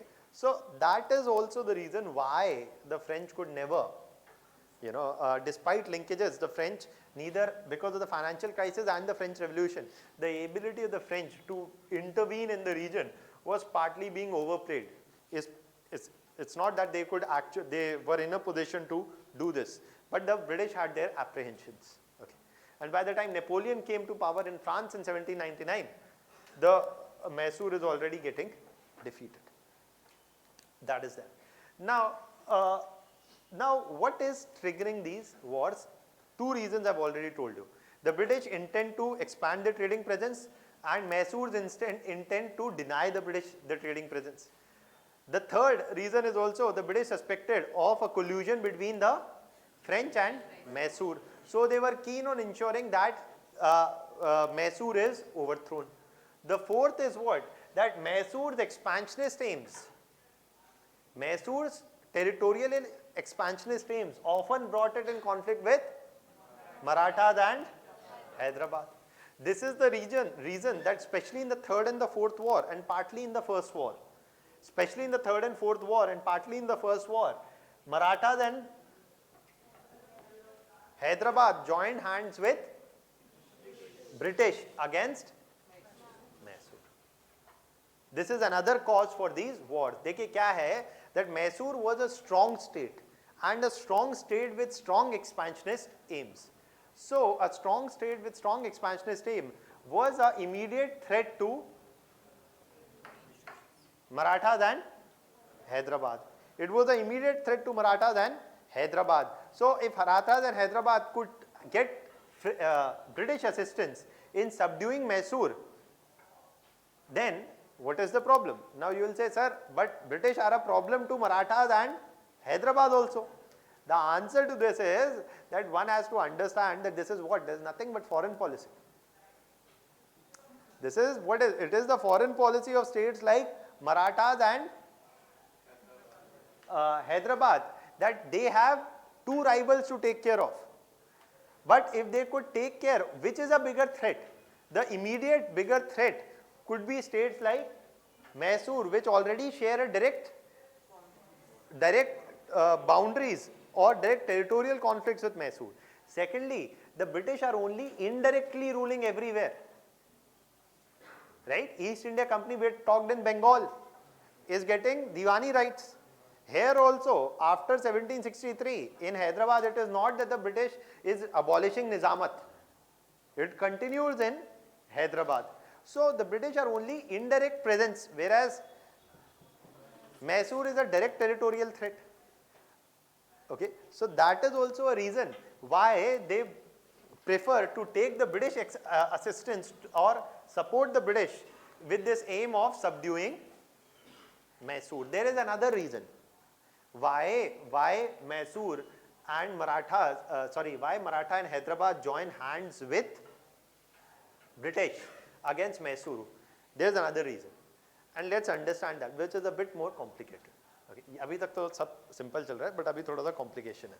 That what happens is that in the first war, Hyder Ali tries to build up an alliance. Even in the first war, Hyder Ali was more visionary and he was of the opinion that we should form a regional alliance against the British, because he argued that the British are a major threat. So he wanted to cobble up a regional alliance with Marathas and Hyderabad. He wanted to cobble up a regional alliance with Marathas and Hyderabad in the first war itself. However, this alliance could not be very effectively operationalized at this point of time. he tried to build bridges, but building bridges was easier said than done because everybody knew that Mysore anyways had expansionist aims. Okay, so convincing Marathas and Hyderabad of the need to get into alliance was easier said than done. Both also had a threat from British, but both also had a threat from Mysore. Right? This is a classic foreign policy dilemma. Okay, किससे हाथ मिलाएं किसके खिलाफ. Okay, so that is there. So the first in the first war, an alliance could not be effectively formed, but by the second war, he did manage to form the effective alliance. And we will see in the first war, despite the British, in the first war, if you go and go back home and see in the PowerPoint presentation, I have given a map for all the 4 wars. If you go and see, you will find in the map that in the first war, Mysore loses no territory to the British. Mysore does not lose any territory to the British and is able to successfully defend itself.